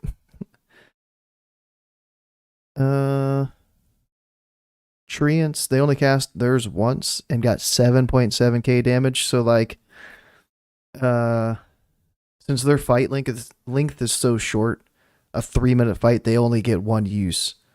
So I think in their situation, it'd be better. They probably popped it later into the fight. I would pop it on the first mob. Can I just click on the thing and it'll... Yeah, so they popped it on Thaddeus, and the treants just die.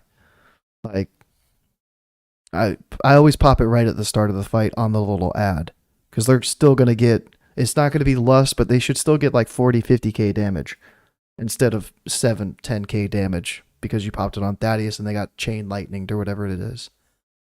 But if you use it on the first ad and your fight length is, 3.5 minutes or whatever, and you can get a second use out of it, then you can use your trance as a GCD while you're moving. What am I at here? Yeah, Thaddeus, there's nothing like how many I used 6 insect swarms, 3 moonfires. I want to see how many they used.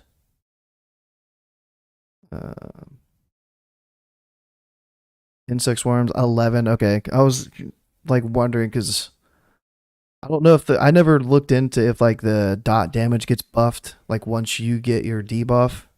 I don't know if it does or not. So there might have been like a way to min-max dots, like even though you're using them while you're running to the next side, maybe like re-snapshotting them once you get your buffs applied. Maybe that's a thing or something. I don't know. I always just dot them and then just keep them up like normal after I've moved. DK and hero buff on treants equals... Yeah. I know. As long as the treants can stay alive. I used to have a pally in the raid that would blessing of might, greater blessing of might, the treants, and they stopped raiding with us. And I was like, no. Alkin Frenzy though. Thaddeus, really good fight for Alkin Frenzy. Damage done. Let me see if they had Alkin. No, they didn't. That might be the first fight that we've gone over that Alkin Frenzy is like a really good thing to have to help your DPS. It's Thaddeus. And then next up. Oh, nope. This one. Nope. One more. This one. Come on. Patrick, Gluth, Thaddeus, Noth. Noth is a weird one. I always feel like I'm doing really well on Noth, and then like the DPS just doesn't look good at all. But there's some ads on Noth. So if the stars are hitting the ads don't count. That could like look good on details while you're playing, but then you go to your log and then it doesn't look that great anymore. And it's like, what happened? Your stars could be hitting the other mob, the ads. And then, yeah, if you have to decurse, just GG. If you only have to send like one decurse out, maybe you could still like parse a little bit. But if you're having to decurse the whole raid, or you're doing like 3-4 decurses every time the curse comes up, that's going to hurt. I think the fights are, for some people, are fast enough where it's only one round of curses. So if you are stuck decursing, but your fight is just super quick, you could still have a chance to parse for Noth. But yeah, since it is so fast, I don't think I pre-pop on Noth. Our last one, something happened. Yeah, see, like this one. This was last night, and only 7,700 DPS. But a minute and 8 seconds, so like no point to pre-pop a potion for me in my raid group on Noth anymore. I just hold it for Starfall and then pop Wild Magic.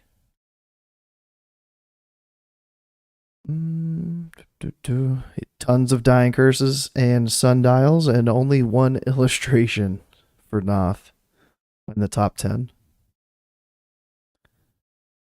Heigen. Heigen's a weird one. So we've been doing the platform strat where casters stand on one corner, like the back corner closest to the entrance, and then the tank stands on the opposite front corner and tanks the boss there for the whole fight. So it used to be a thing where you would have to take off your Glyph of Focus in order for your Starfall to hit Heigen as it was tanked and gone around the room, or if you stood by the door and Heigen was tanked on the platform, you had to take that glyph off. With the platform strat, I haven't had to take it off, and Starfall will still hit Heigen. Sometimes I get a little bit closer for like the second one, especially if the fight's long enough for like a second one. So our fastest is a minute 18. So I've always had time for a second Starfall. So I always pop like Insect Swarm, Treants, Moonfire, and then Starfall as my last GCD, or maybe it's like my third one. It just depends on like how I'm feeling that night. But usually it's like my third or fourth GCD right before I get planted on that corner.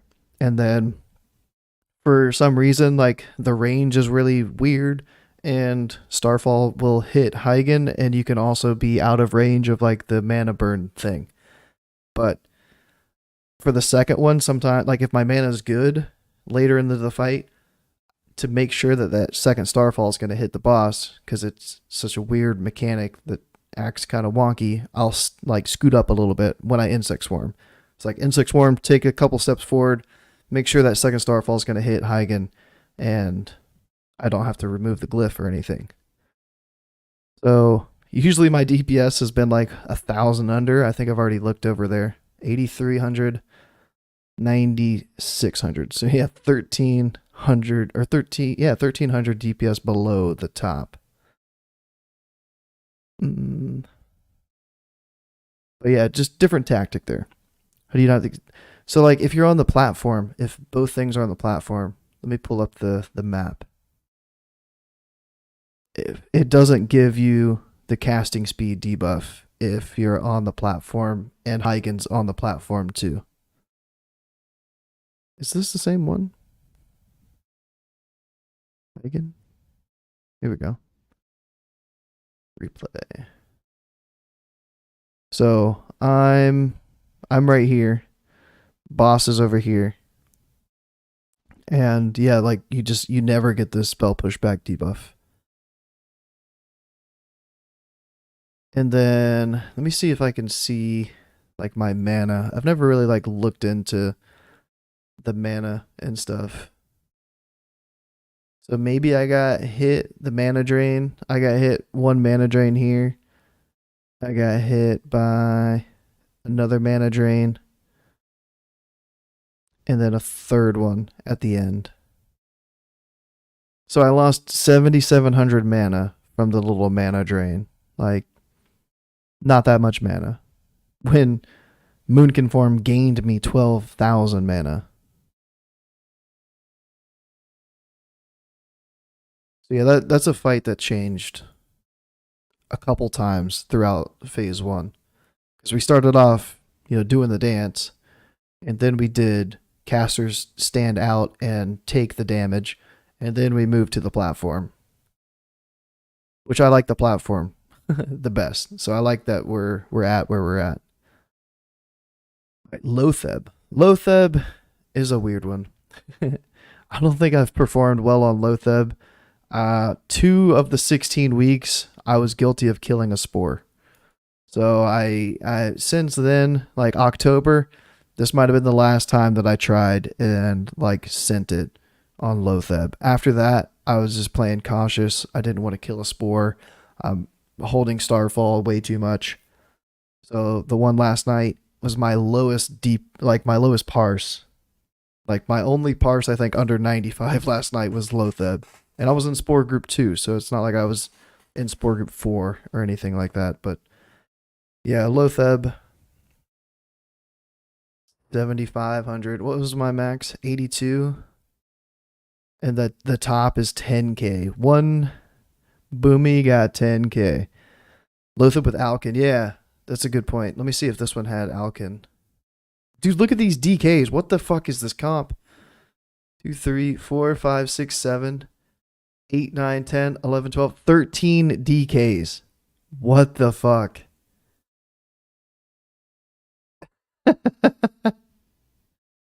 Yeah.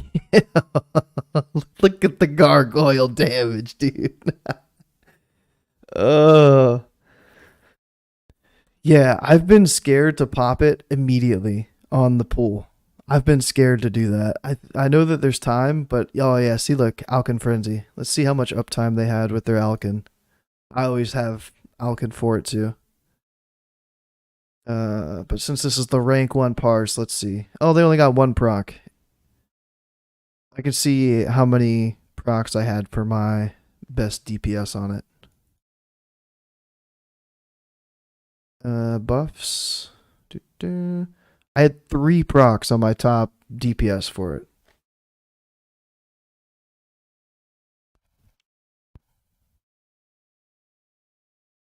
Yeah.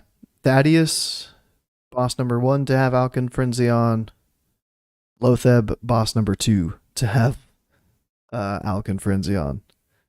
You always hit it on pool, yeah. Yeah, see, I've always just been nervous that I'm going to rip threat. So I've always steered clear until...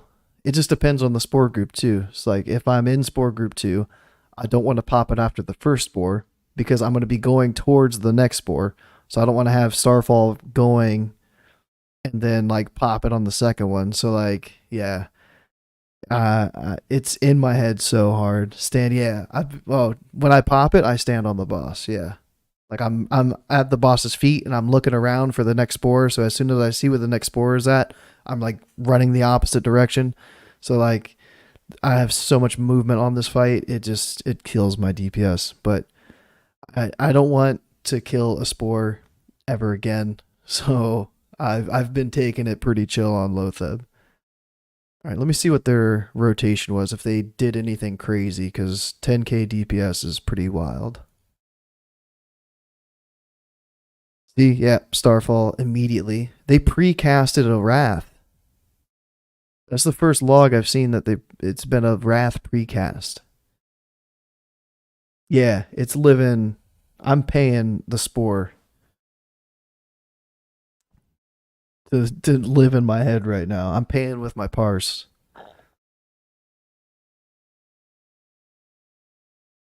Yeah. Let me know. Let me know if you like how good your Lotheb is, because it's got me fucking nervous as hell. This is impressive. The luck right there. A 2-minute Lotheb too. Like holy fuck. What's our Lotheb time? 3 minutes. Not that bad. Well, 3 minutes for that one back in October. 238, 246. We had a couple of spores die last night as well. That wasn't my fault. They didn't fairy fire until 6 seconds in. Holy shit, bro! They fairy fired in their lunar and with hyperspeed. Weird. All right, so they popped their solar dot, went through lunar, swapped, popped their innervate on the mage. Damn. Dude, this guy did like so much utility on this. They had to fairy fire. They had to innervate. Don't tell me there's a battle res in there too. A wild magic. I like the wild magic, but they kept to the eclipses. I was wondering if they did some kind of like weird thing where they just kept casting wrath or something like that. But no, they switched eclipses. And then even this one, like hyperspeed for solar. This is such a weird thing. Did they bark? Yeah, they did bark. They just must bark skin. They just have a macro. Bark skin with their sapper for Starfall. I don't know. Does that reduce the damage that they take from it? Let me see. I've never thought to like bark skin a sapper. Damage taken. Sapper was 3625 because it was a crit.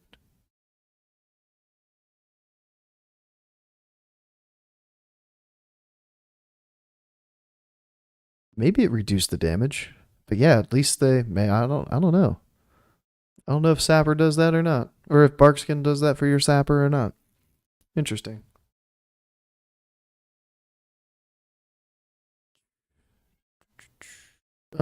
I can see what spore group they got too while I'm at it. Let's see. They got their fungal creep 16 seconds in on spore number 1.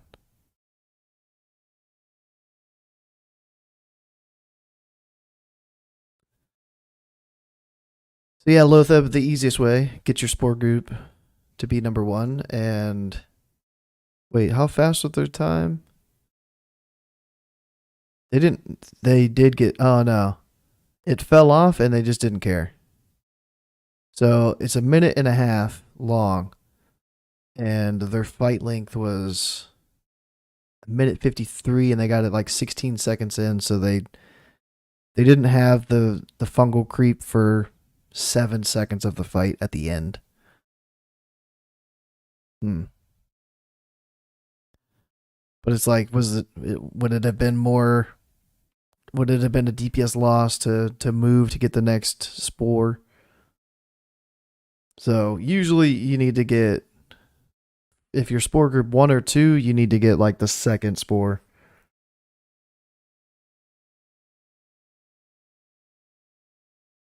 Where are we at?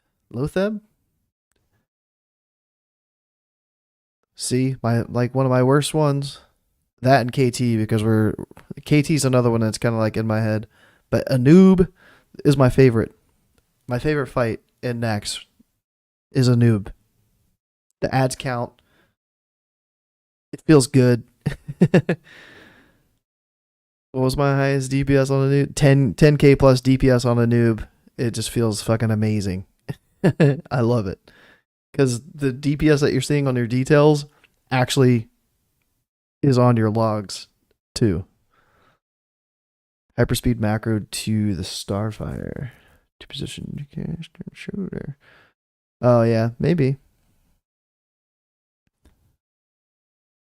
A noob. Oh dude, a noob is so fun. Let me find the top of noob here.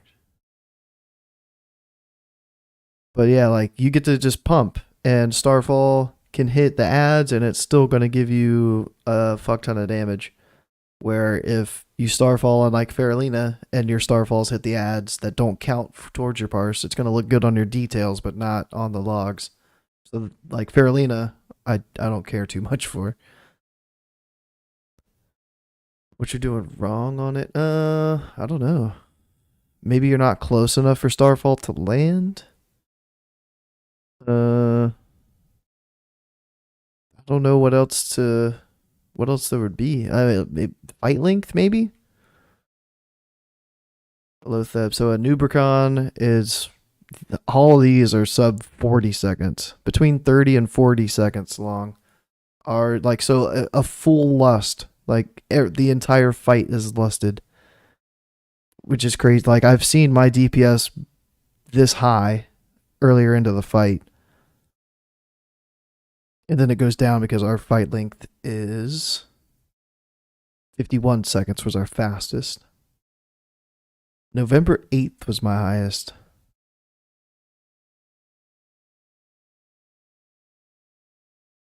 A minute 10.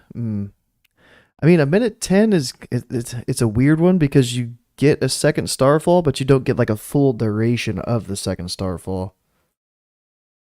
If it was like a minute 15, it'd be like it's kind of weird. A minute 15 might be like a better fight length than a minute 10, even though more of the fight isn't in lust, but you get like the full starfall damage.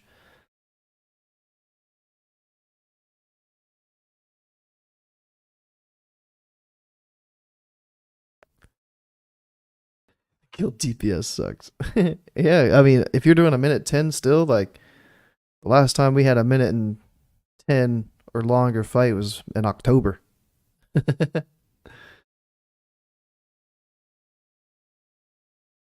Let me see what their damage was. 216 eye level. Holy shit. A whole bunch of Dynker Sundial still. This is like the standard for most of the fights. It's still kind of weird to see Mark of the War Prisoner up there. On like top 10 logs on almost every single fight, there's like one or two. Then those two fights don't have a single one, or that one either. Never mind. There's one. There's one. An Embrace of the Spider. The only Embrace of the Spider on Gluth. Alright, a Nubricon. Let's see. Translate. A minute and 3. Yeah, a minute and 3 is a weird one too. Like down to 50 seconds. 45 to 50 is a good length. Or faster. But like that, the around a minute mark feels kind of bad because the whole second starfall thing. And if you're pre-popping on like a minute and 10-second fight too, then you should hold your pre-pop until you get into your DPS like spells in your rotation. Mm-hmm. 90 crit percentage on Starfire. Mine was 83% crit on Starfire, 61% crit on Wrath, 57 crit on Wrath, 50% on their Starfall, 65 on my Starfall. Treants only 54.7. There's 62.8. So another thing for a Nubricon, because it's so short, is it's like 6 seconds longer than your treant duration. Speed on Lust? Ooh.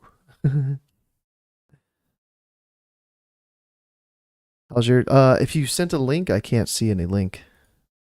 YouTube does not allow links. It's kind of lame. You'd have to send it on Discord.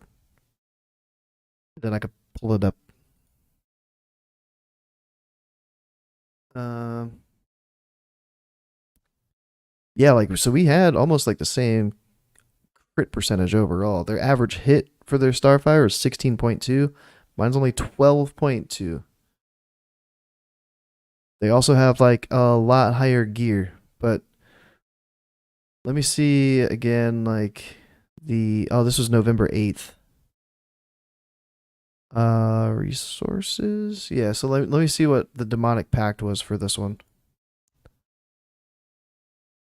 That's been a big difference. So like 407 demonic pact down to 312. Let me check their demo pact. Resource.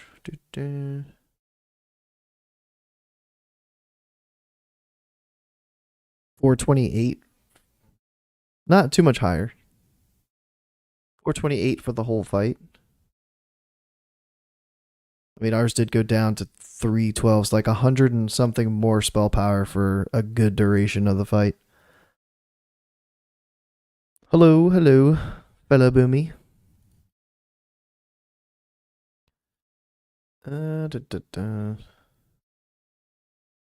Yeah, at this point back in November, I might not have even had. I don't even know what idol I had on at that point. See, I had the steadfast renewal idol on for that Anub attempt. Looking at yours, yeah, I'm going over like boss per boss. I can look at it if you send it on Discord after I go finish the last couple bosses here.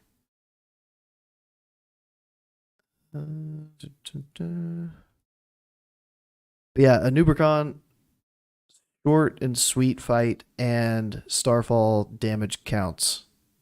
Unlike other fights where if it hits certain ads, it looks good on details, but not in your log. So I love this fight. And it's short.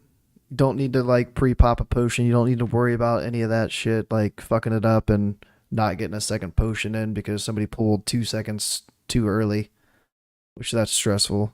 And then Grand Widow.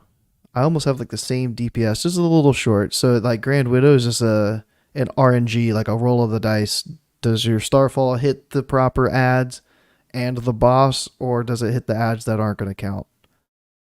Almost the same fight length. And then Faralina was one where we had a lot of like silences early on, and then we figured out how to not get the silences. I don't know what it is, but because I don't have to deal with it. Something about just pumping all the ads. But like don't hurricane the ads on Faralina. Just pop your Starfall. That's enough AoE damage to help AoE all the ads down. If you're looking to parse, you can hurricane if you're trying to burn the ads so that there's less silences. But yeah, parsing wise, you just gotta Starfall and pray.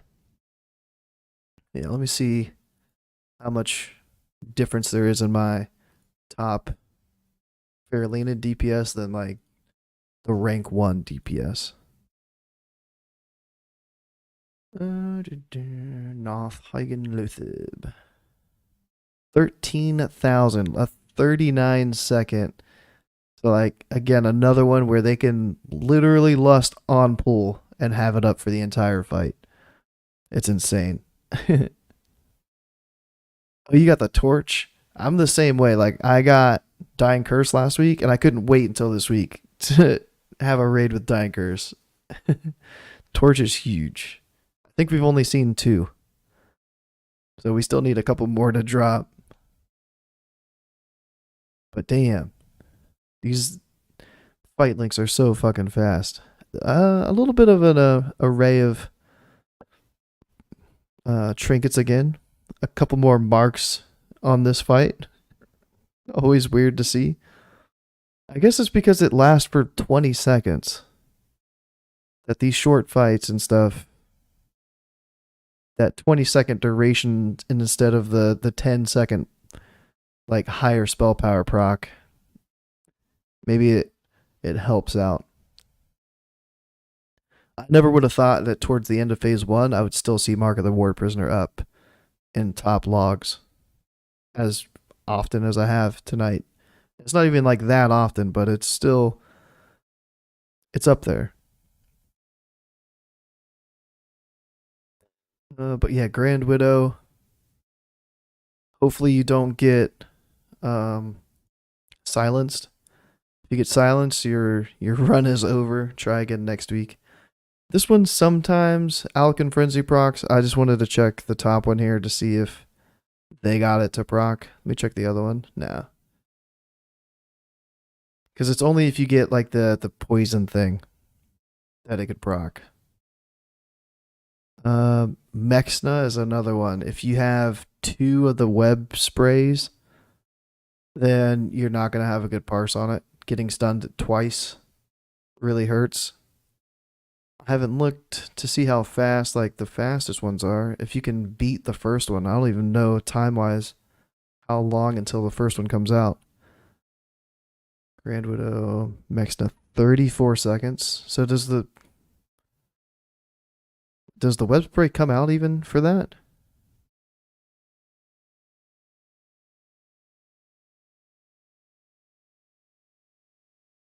I guess like what's the timer for web spray?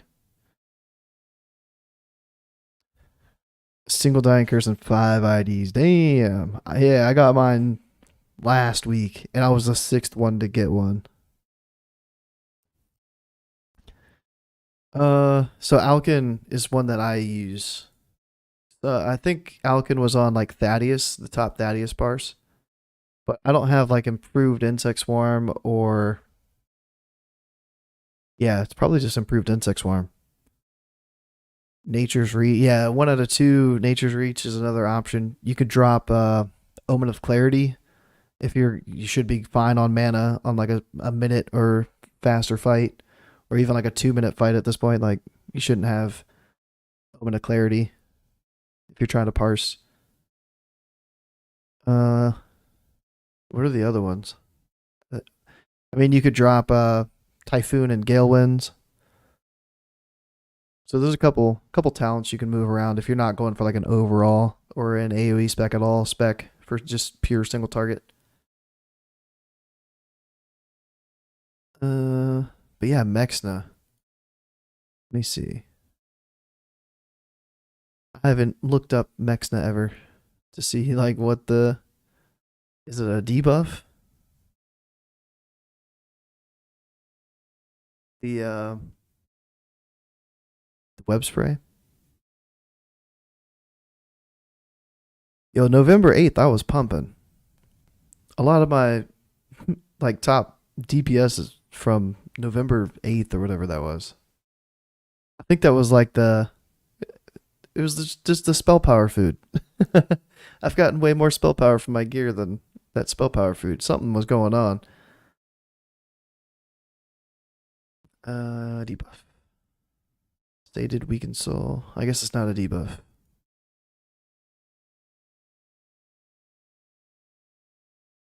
I'm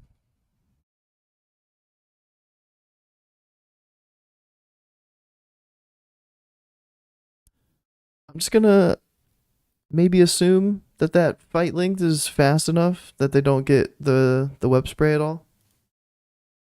34 seconds. Sounds right. Without going back and looking it up, but you can still 99 if you get 1 web spray. The it's such a quick fight though. Like if you shouldn't have to pre-pop anymore. You can pop your potion immediately into the pool as soon as you get into your DPS spells. You can try to position to where your Starfall is going to hit the boss and the web wrap because the web wrap damage will count. But you don't need to worry about the little spiderlings at all ever. If a Starfall hits the spiderling, which it never should because you should pop it early before they even come out, then that would screw up your DPS. Dude, all these DKs, man. All these like rank 1 boomies are with like 10, 15 DKs. It's crazy. Yeah. So web wrap screws your parse. If you have to kill the web wraps to get them out, screws your parse. If you have more than one web spray and you're stunned, it's gonna kill your parse. So when web spray's coming, the DBM timer is like dead on balls accurate. You can insect swarm and moonfire, and then I'll do both of those and like spam typhoon just in case I'm doing those a little bit quick. 90 wait, a 97 on what?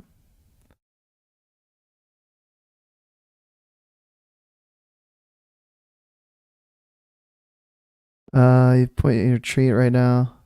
Been messing with it, but debated for Alkin. Yeah, so like there's a couple bosses for Alkin that work really well. Uh, Thaddeus, Lotheb, Four Horsemen. Mm, those three. Those are the main three. Like it's not gonna help you for every fight, but most of them. Oh, Mexna?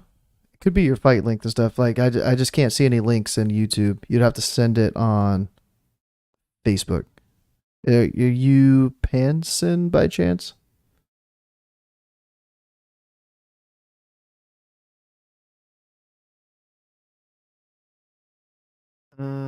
Was it Mexna? Resuvius. I think the ad damage counts for Resuvius, if I recall correctly. No, it's excluded. Okay. Yeah, so this is one where if your stars hit the ads, it fucks up your damage. It looks good on details. You go to the logs and you're like, whoa, where did my DPS go? It's because your stars hit the ads. But yeah, so like still a little bit longer of a fight length too. A minute 30, so still need to pre-pop for Resuvius. And this is a good fight length. Like you're getting two starfalls off. And the second starfall should hit just the boss, I think, at that point. So getting that second one in where you're getting a good solid starfall, this is a good fight length. Slim Thicky, Panson. Okay. Yeah, I can get to the logs. A couple more bosses to speed through here. Let me look at the trinkets. Couple Mark of the War prisoners in there still. Pretty wild. Standard like 2 to 3 illustrations, and then the rest Dying Curse and Sundial.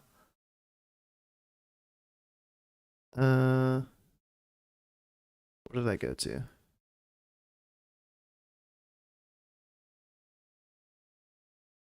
But yeah, Farolina, kind of tricky for our guild for a while there, but it felt good once the mind controls got a little bit more situated, and you don't have to worry about Starfall rip and thread or anything.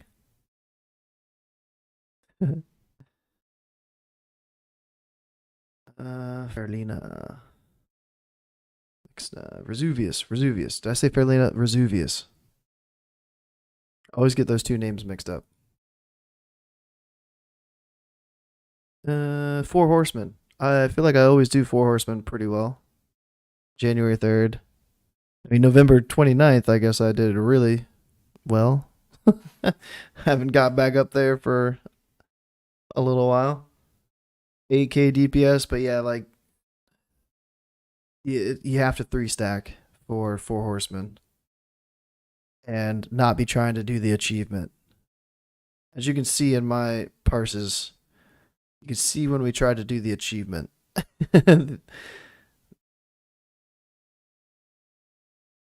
uh, an issue I still have for Four Horsemen though is standing in. Can I make it a little bigger? I was trying not to move my thing.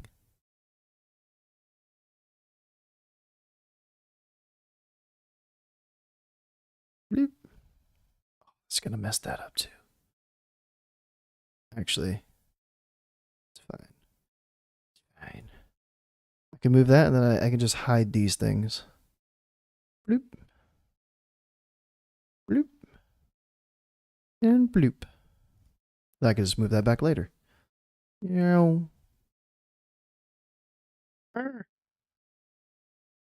sticky thing where it wants to like stick to stuff. There we go.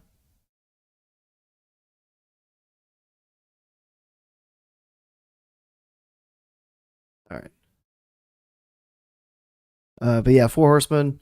I always wait until the third horseman that's going to be stacked up gets there before I starfall. And I don't even pre-pop a potion anymore. The fight links, these are all under 1 minute. I mean, there's a minute 32 there, but ours is even longer. But it always feels weird to like pop a second one. I don't know why. You can pre-pop one, but I'm always like saving Starfall, which I always like to Starfall with my potion until like 15 seconds into the fight when everything's stacked up. So I think I probably go back and forth on like pre-popping and not, but these top ones, they don't need to pre-pop at all. 8.2k, it's just like wait for the 3 stack, like Starfall, and then like move ahead to the next ad. Like, so before Skull dies, once it gets to like 5%, like less than 5%, I'll switch to the next target. I'll switch to X, and I'll let like the cleave damage or whatever kill Skull. So that I'm not, especially if I'm casting Wraths, because I don't want a Wrath to be in the air and then Skull die and then the Wrath just vanishes into thin air. So I'll always try to like switch to the next target a little bit soon. And then having Nitro boost in order to boost over to the last and final Zealot or whatever that last ad is. Nitro boost over there. Huge. Get into position quick. Stop and plant. And I always have a second Starfall. But yeah, these guys, they're not. Most of these guys aren't getting a second Starfall. The top Parse with a Mark of the War Prisoner. That's crazy. Only a 211 eye level as well. Back in December 23rd. But yeah, 4 horsemen hasn't really changed strategy wise since the 3 stack. Since we got the 3 stack. I wonder if these are doing. You kill a single one first. We haven't tried the single kill Zealot first in like less than 20 seconds. Haven't done that and then switched over. So I don't know. Maybe some of these are doing that strategy instead. Released in 2 weeks? Yeah, I think it should be like the 17th is what I'm thinking. So yeah, 2 weeks from yesterday. I think. Some people are saying like the 24th though. I don't know. Yo, what's up, Kung Fu?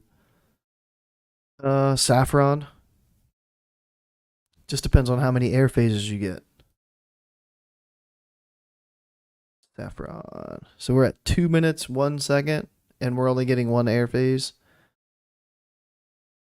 All of these are like right around 2 minutes as well. That's kind of weird that our kill time is the same as the top Parses kill times for this boss. Huh. But yeah, only 1 air phase for Saf now. And you've got to stand out. Like, hopefully there's an ice block near you.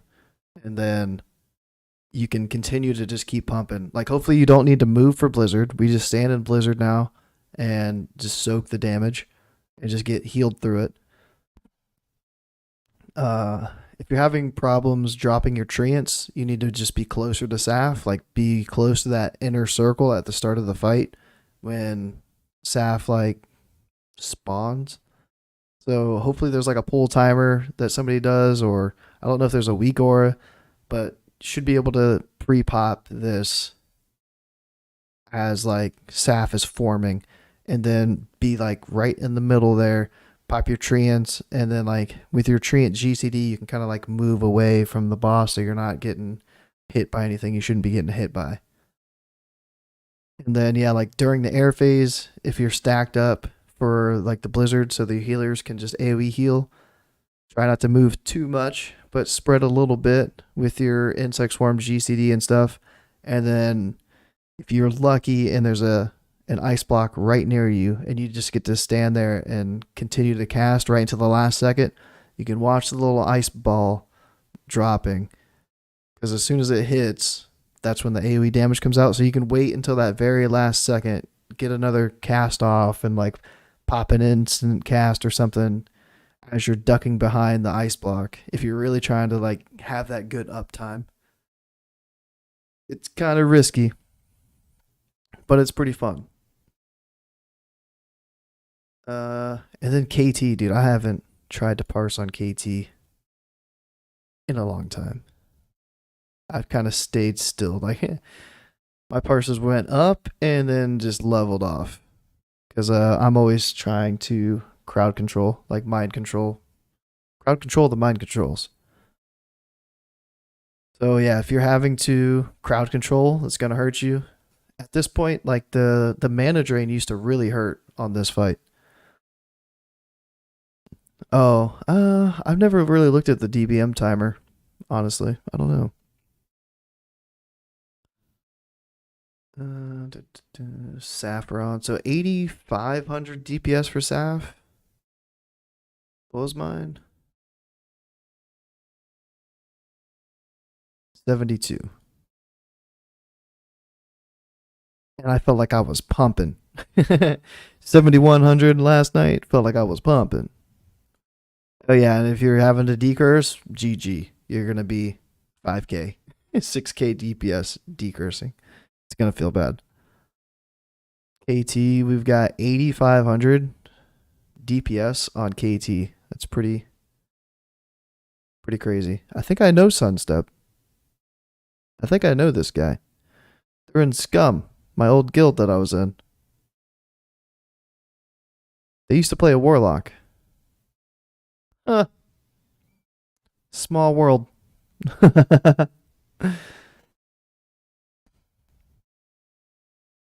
8,500. 2 minute 23 seconds. Damn. Yeah, they just got the pump. The ads don't count on KT, so if your if your Starfall is hitting the big bugs towards the end of the fight, then that's going to take away from your DPS. So if they're getting tanked on KT, that's not a good thing for you. It's a bad thing. If they're being tanked off to a side, then hopefully you can like position yourself or something so that your Starfall is only going to be hitting KT. The big ads count on air. Wait, what?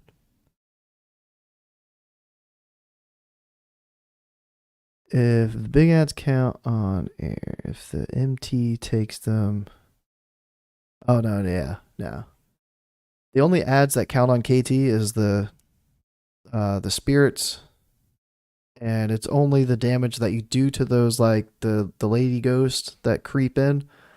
Only after KT activates will damage on those mobs count. Anything else ad wise doesn't count.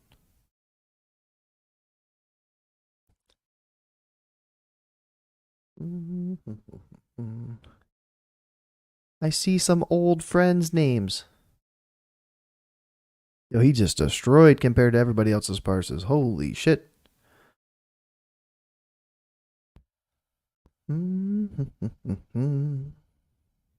88.9% crit, 63.6% crit. But yeah, like the Starfall damage.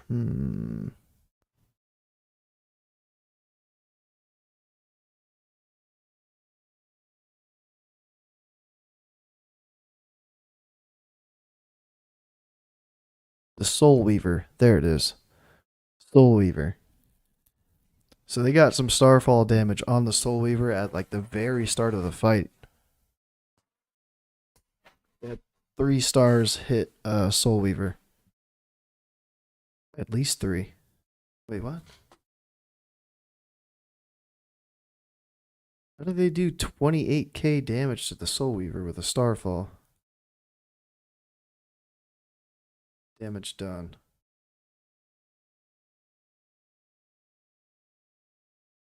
One, two, three, four. Wait, what?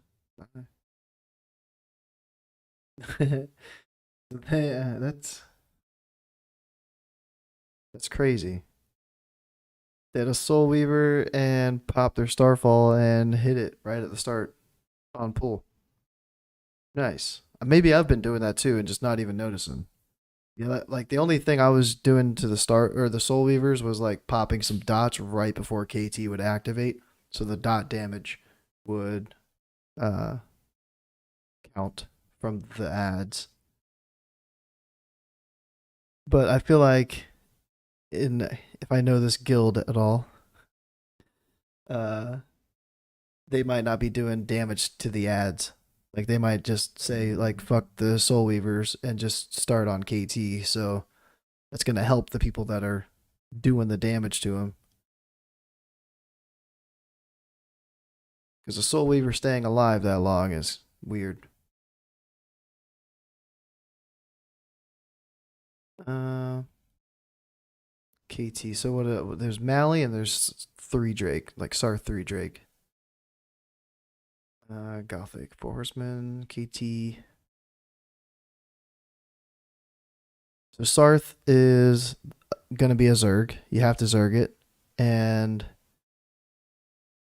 you can pop your Starfall early, like second, third global, and then have a second Starfall as soon as it comes off cooldown. The tricky thing with Sarth, though, for the second one is all those little whelps or whatever spawn. So I bet you we're gonna see like a lot of damage on the whelps with the Starfall. So 27k damage on the Lava Blaze, the little fire elementals count as well. All the little add damage counts. So you can kind of pad your AoE. So the second Starfall is a little sketchy because if you rip aggro on all the AoE mobs, then they're just gonna come like one shot you. So you either need to have like a bop available, or what I try to abuse is one of our boomies doesn't have Typhoon glyphed. So I know that they're gonna like knock the whelps and like daze them at the same time and knock them away. So I'm still a little uncomfortable popping Starfall for the second one, but I mean, if you can do it and not die, it's gonna show on your logs. Like 16k from like the splash damage on the whelps, 12 extra k, and 32 extra k damage. Like all of this from the splash. Almost as much damage from the splash as the actual Starfall damage. And look at this sapper, huge fucking sapper, 24k on the whelps, the Lava Blaze, and Sarth. Treant 61.8k, so they probably got like the pure single target spec with 3 points in brambles. 94.7% Starfire crit, that always helps. And one thing I haven't been looking at too much tonight is like the tailoring to see if a lot of these top logs are tailors. That's one thing that I looked at the other day was like patchwork in particular, and like I only looked at like the top 3 I think, and they were all tailors. So tailoring, I think, though, might fall off potentially a little bit in phase 2 if there's a lot of movement and your light weave procs, and then you have to move and you can't really take advantage of your light weave proc. So it might be better now, but maybe phase 2 it could either even out or in some fights be a little bit worse than jewel crafting. Jewel crafting is just going to be a little bit safer. But I'm going to stay tailoring for phase 2. So yeah, Sarth, it's got to be a Zerg, and you need to get both of those Starfalls off. Pop one early, and then save the second one for when those whelps and all those ads spawn. The sapper, I didn't even think of the sapper. I haven't been doing that myself, so that was cool to see just how much damage a sapper can do. It's super risky though. I probably won't do it like next week unless I like ahead of time whispered the uh the pally was like, "Hey, can you bot me as soon as the whelp spawn?" I'm trying to get a 25k sapper. Thanks. But Malagos I don't think counts on the your all stars, but I finally 99 that one last night, and we just got a 2 stack on the what's it called? 2 stack on the spark. Dragon Soul. No. Let me see. Let me go back to the thing. See what trinkets were on these last fights. Yeah. KT. Cause I looked at those. KT. I think that's the second embrace of the spider. And yeah, only 2 illustrations up there. Primarily, like the best trinket combo overall is definitely Sundial Dying Curse. Sarth, Sundial, Dying Curse. Only 1 illustration. And Malagos, 2 illustration, but primarily Dying Curse, Sundial. 1 mark. A double PI, this guy. This fucking guy. Yeah, so Malagos. Like the fight duration, I think is a little misleading on this one because the duration is showing the entire fight length, but the DPS is only for phase like 1. So like right here, it's cutting off the DPS. So there's a little bit of like transition time until the DPS shuts off. Let me see if it should look the same way for this. Oh, Metalcore is, I think they're a YouTuber. TREGI, I think his name is. Yeah, so like see this one? Like there's the like 5 seconds, 7, 8 seconds, whatever it is, of like downtime in the DPS. So on details it showed like 9k DPS. So like that extra 8 seconds went down, like took my DPS down like 1k DPS. Da, da. Focus magic. Oh yeah, dude. Focus magic is fun. I've had it a little bit. PI is just kind of hard to time. It's hard, like it's hard to take advantage of it. It's just easier to give it to another class and spec. If you can take advantage of it, yeah, you just gotta wait because it doesn't stack with lust or like heroism, and it's only really gonna benefit your lunar phase. So if you have that window after lust where you have a lunar before the fight ends, then yeah, it's gonna help out a little bit. Da, da, da. Yeah, let me see. Let me look at my DPS breakdown compared to the top. Average Starfire hit 19.1k. Mine was 19.2, and I only had a 75.9 crit, 79.3. Pretty close. So a 3k DPS with my Starfire, they had 2.6.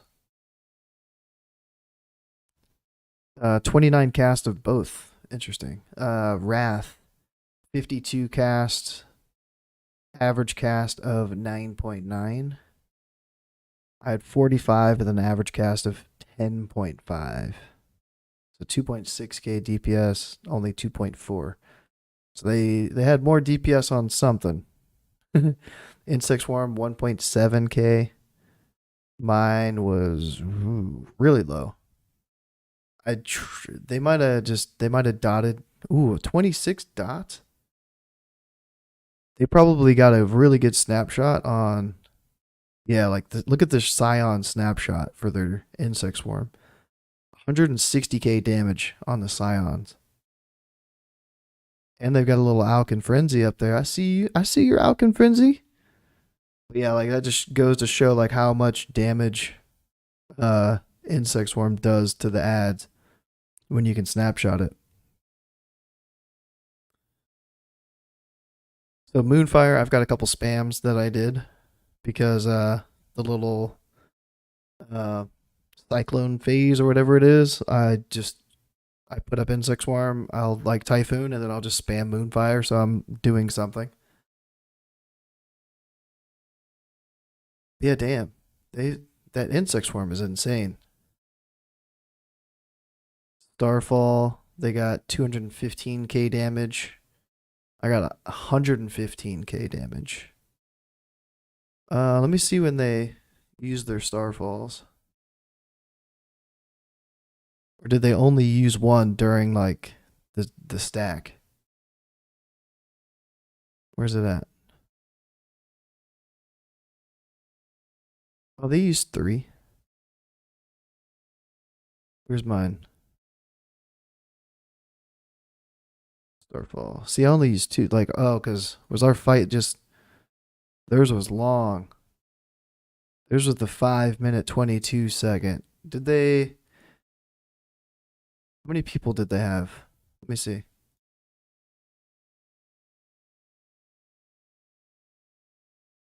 1, 2, 3, 4, 5, 6, 7, 8, 9, 10, 11, 12, 13, 14, 15, 16, 17, 18, 19.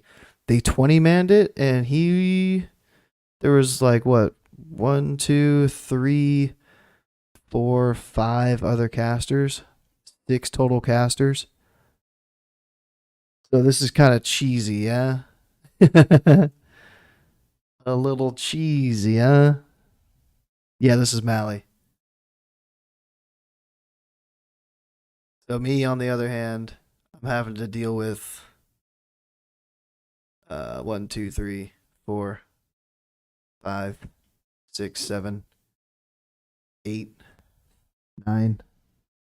9 other casters. So yeah, like what people say is true. You know, the less casters there are in the raid, like the better. Like they're getting to. Oh, it's not going to be a debuff, is it? Is it? Power spark.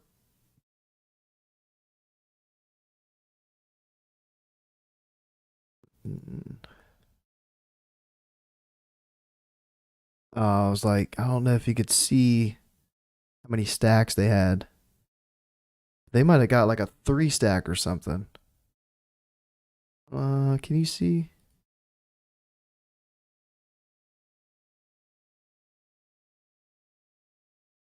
You can.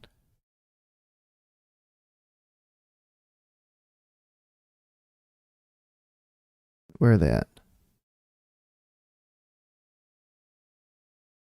Oh, can't see the things. Can't see how many stacks they had. Maybe there's some way to do it. I just don't know. But yeah, like without cheesing it, we just got like the 2-stack of the sparks, and then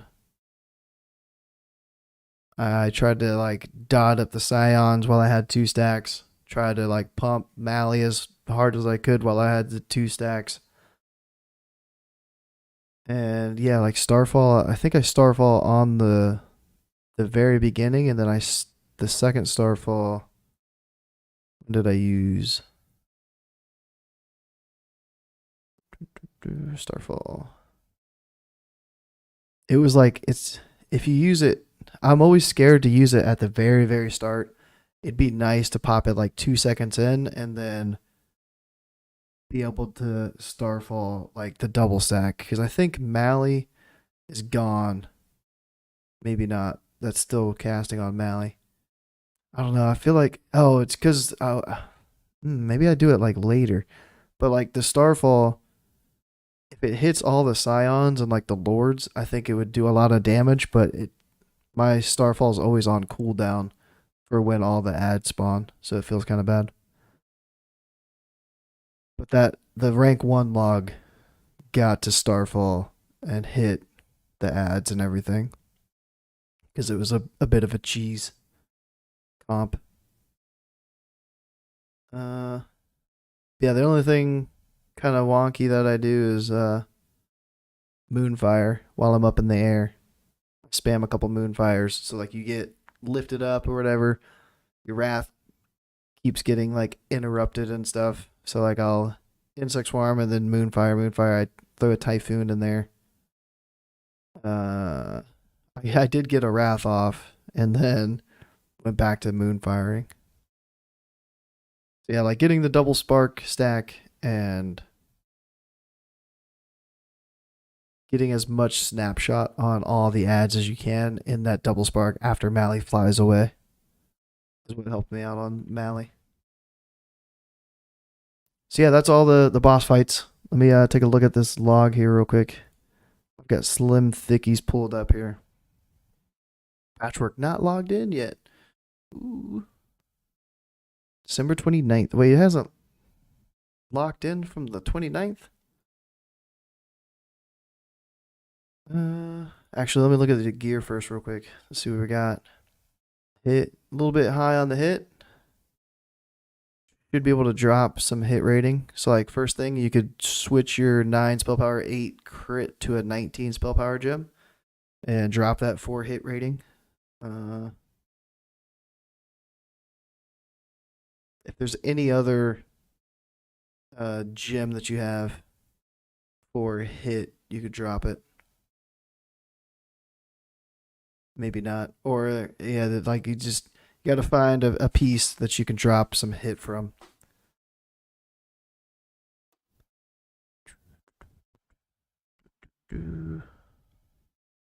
Pennant cloak. All right, so and another thing, you've got 3 blue gems, so you can throw a 19 spell power instead of one of those blue gems. I think the chest is probably like the best option. Yeah, so you lose 6 haste, and you lose 8 spirit, but you gain another 10 spell power. That's just what I would do personally. But I like the Impossible Dream. And yeah, let's look at the rotation here real quick. I've got to get going because pretty soon we've got a guild meeting about our loot list, which is our loot system. Fairy Fire. Insect Swarm.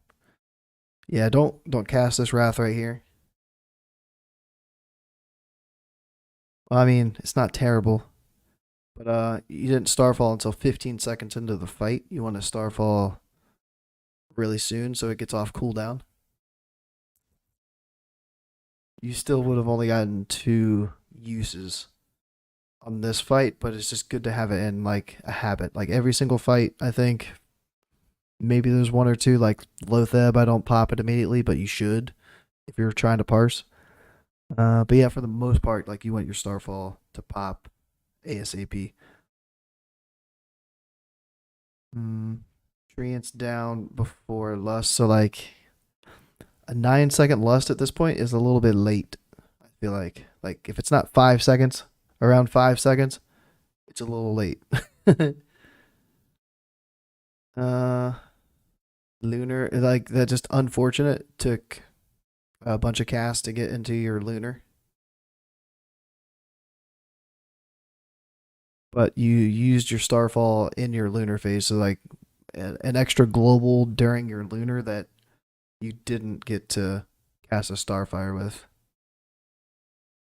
So hyperspeed, good with the Lunar, yeah. You could macro this. It doesn't look like you have it macroed. You can make a macro for your Starfire to pop hyperspeed. Serenite. You can also make a macro for your Serenite bomb to pop with. I have it in my Starfall, but you can macro it with like whatever you want, whatever you're comfortable with, but just as long as it's with a macro. And you went through Lunar. You got your Solar. Lunar. Wild Magic. See, I like the Wild Magic, and like this Wild Magic should have had a Starfall with it as well, because a minute and 11 seconds should be around the time that your second Starfall is popped. And then having Starfall with Wild Magic is huge. Starfall. Hyperspeed.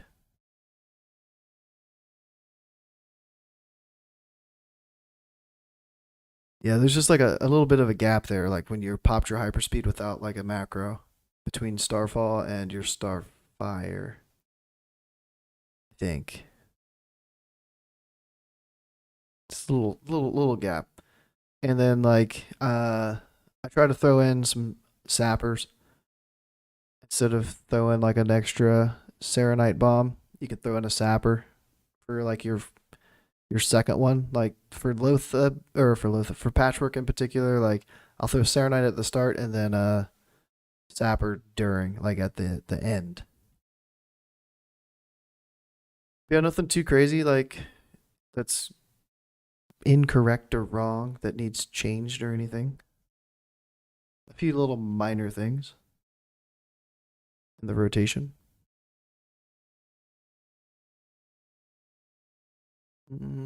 Any particular fight to look at? And then was there another one? Sorry, I was like in the zone there. Pens and this one. Let's look at the patch. January 4th. Ooh, this is from today.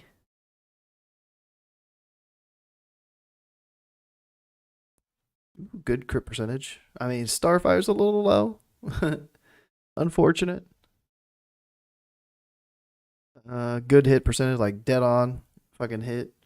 Haste, a little high on haste. You can maybe swap some of that haste around somehow if you have the gear for it to get some extra crit. I'm just a crit fiend.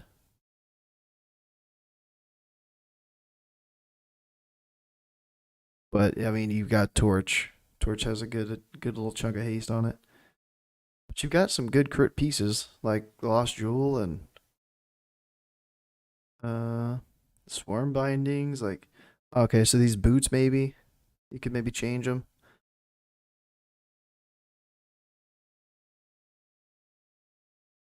Shackled Cinch maybe if you have another belt. The little make huge difference on Parses. Yeah, it could. Yeah. Yeah, cool. Well, yeah, just a lot of little minor things. Like you're doing a lot of things right. So one, yeah, let me look at these gems. Two blues. Their third blue in the sea, a third blue in this one too. Same thing. You could. It's just like a minor thing. Like 8 spirit is giving you like 2 spell power, and you're getting haste. But like this set, you don't need any of that haste really. Like this blue gem in the chest piece, I would drop for a 19 spell power. Yeah, and the boots, if you could get the Mally boots, or I think I have crit boots myself. Let me see. Is this mine? No. I don't even know my own boots.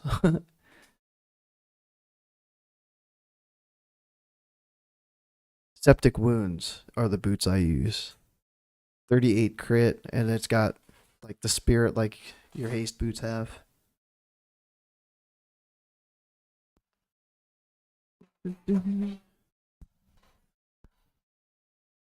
But Patchwork, 2 minutes 12 seconds.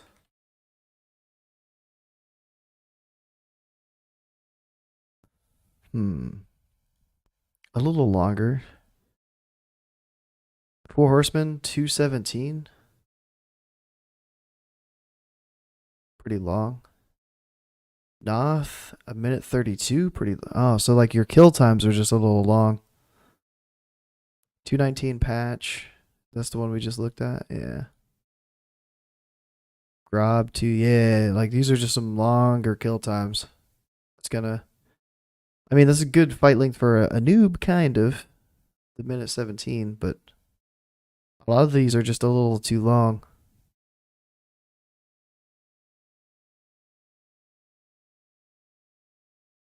Oh yeah, they're BOE boots too, right? So the yeah rotation. Let me see the patch real quick. Let's check out the patch rotation. Ba-ba. Holding a little bit, yeah. I'll say it. I'll say it. Insect swarm, fairy fire. There's no treants popped here. Maybe treants were on cooldown.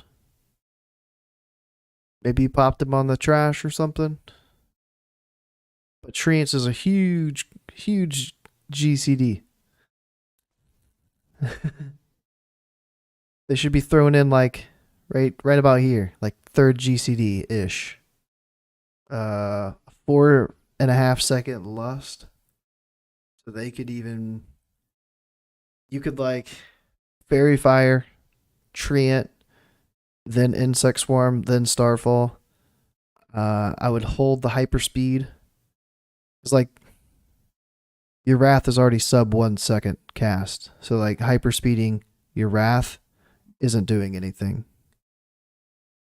And it's what, a 12 second duration. So you popped it 4 seconds in.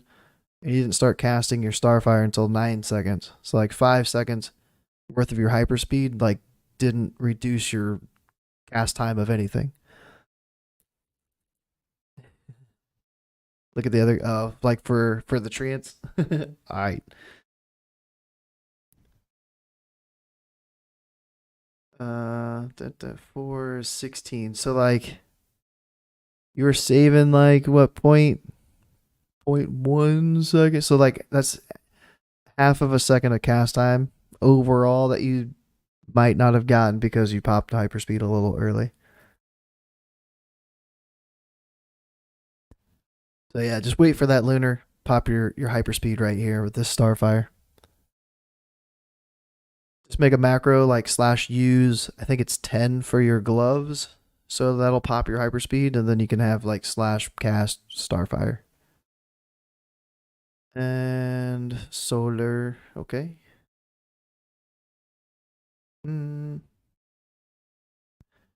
Lunar. Solar, this one. Okay. So you popped speed with hyperspeed and starfire. So like let me see this, what this looks like. 120.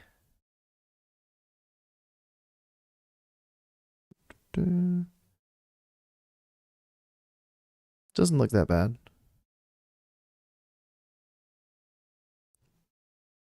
So this ends at 121 and this doesn't start until 122. 121.6.2 is 456.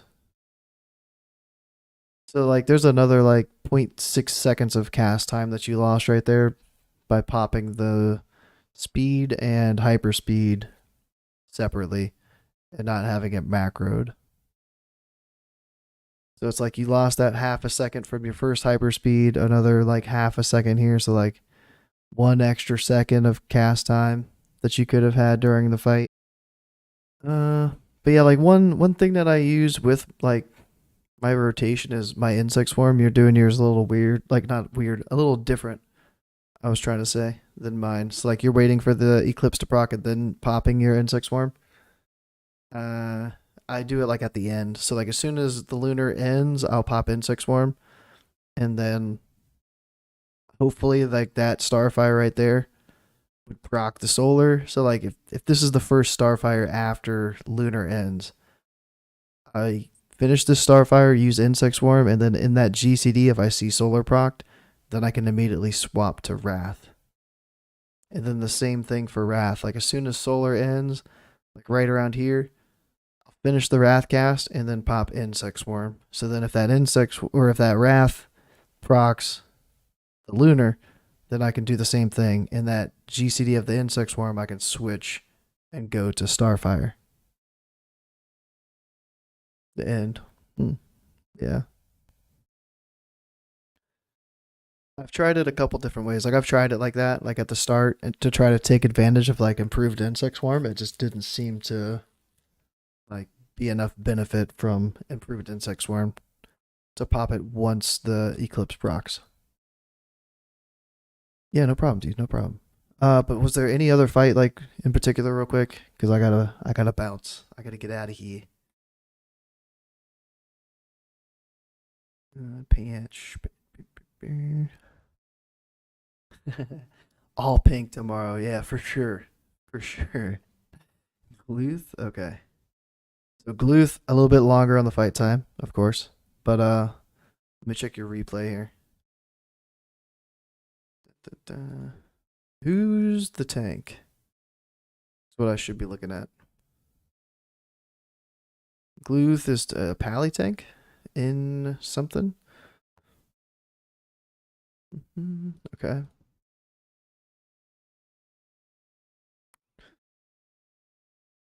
Oh.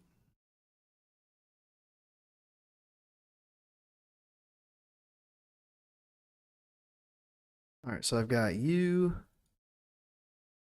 and the pally. All right. So you're coming down off of the ledge there. So right here, yeah, you're nitro boosting up. You might have like got too far ahead too quick. But yeah, like let me see what see if I can see what your spells were. Da-da-da. I clicked on you. Hold on. It won't let me like click on your name. There it goes. All right, so your insect swarm. Is that all you did? Verifier. All right, let me see. I think you nitro boost a little bit soon. You might have outranged like the boss and stuff.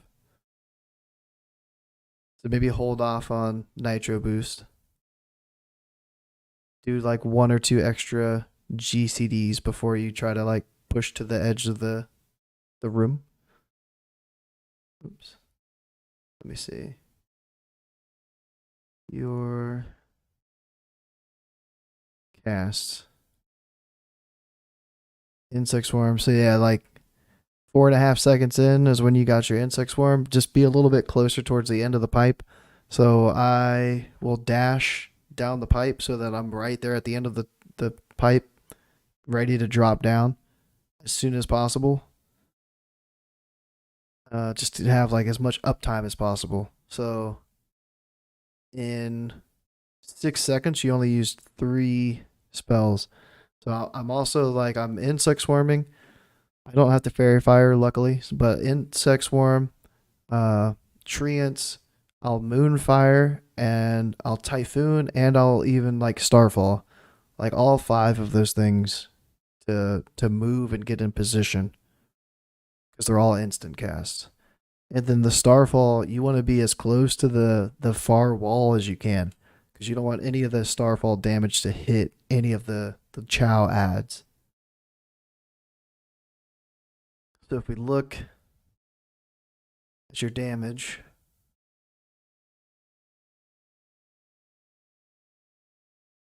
let me see. View filtered damage. All right, so none of your view unfiltered damage. So none of your starfall hit the little ads. That's good, I think.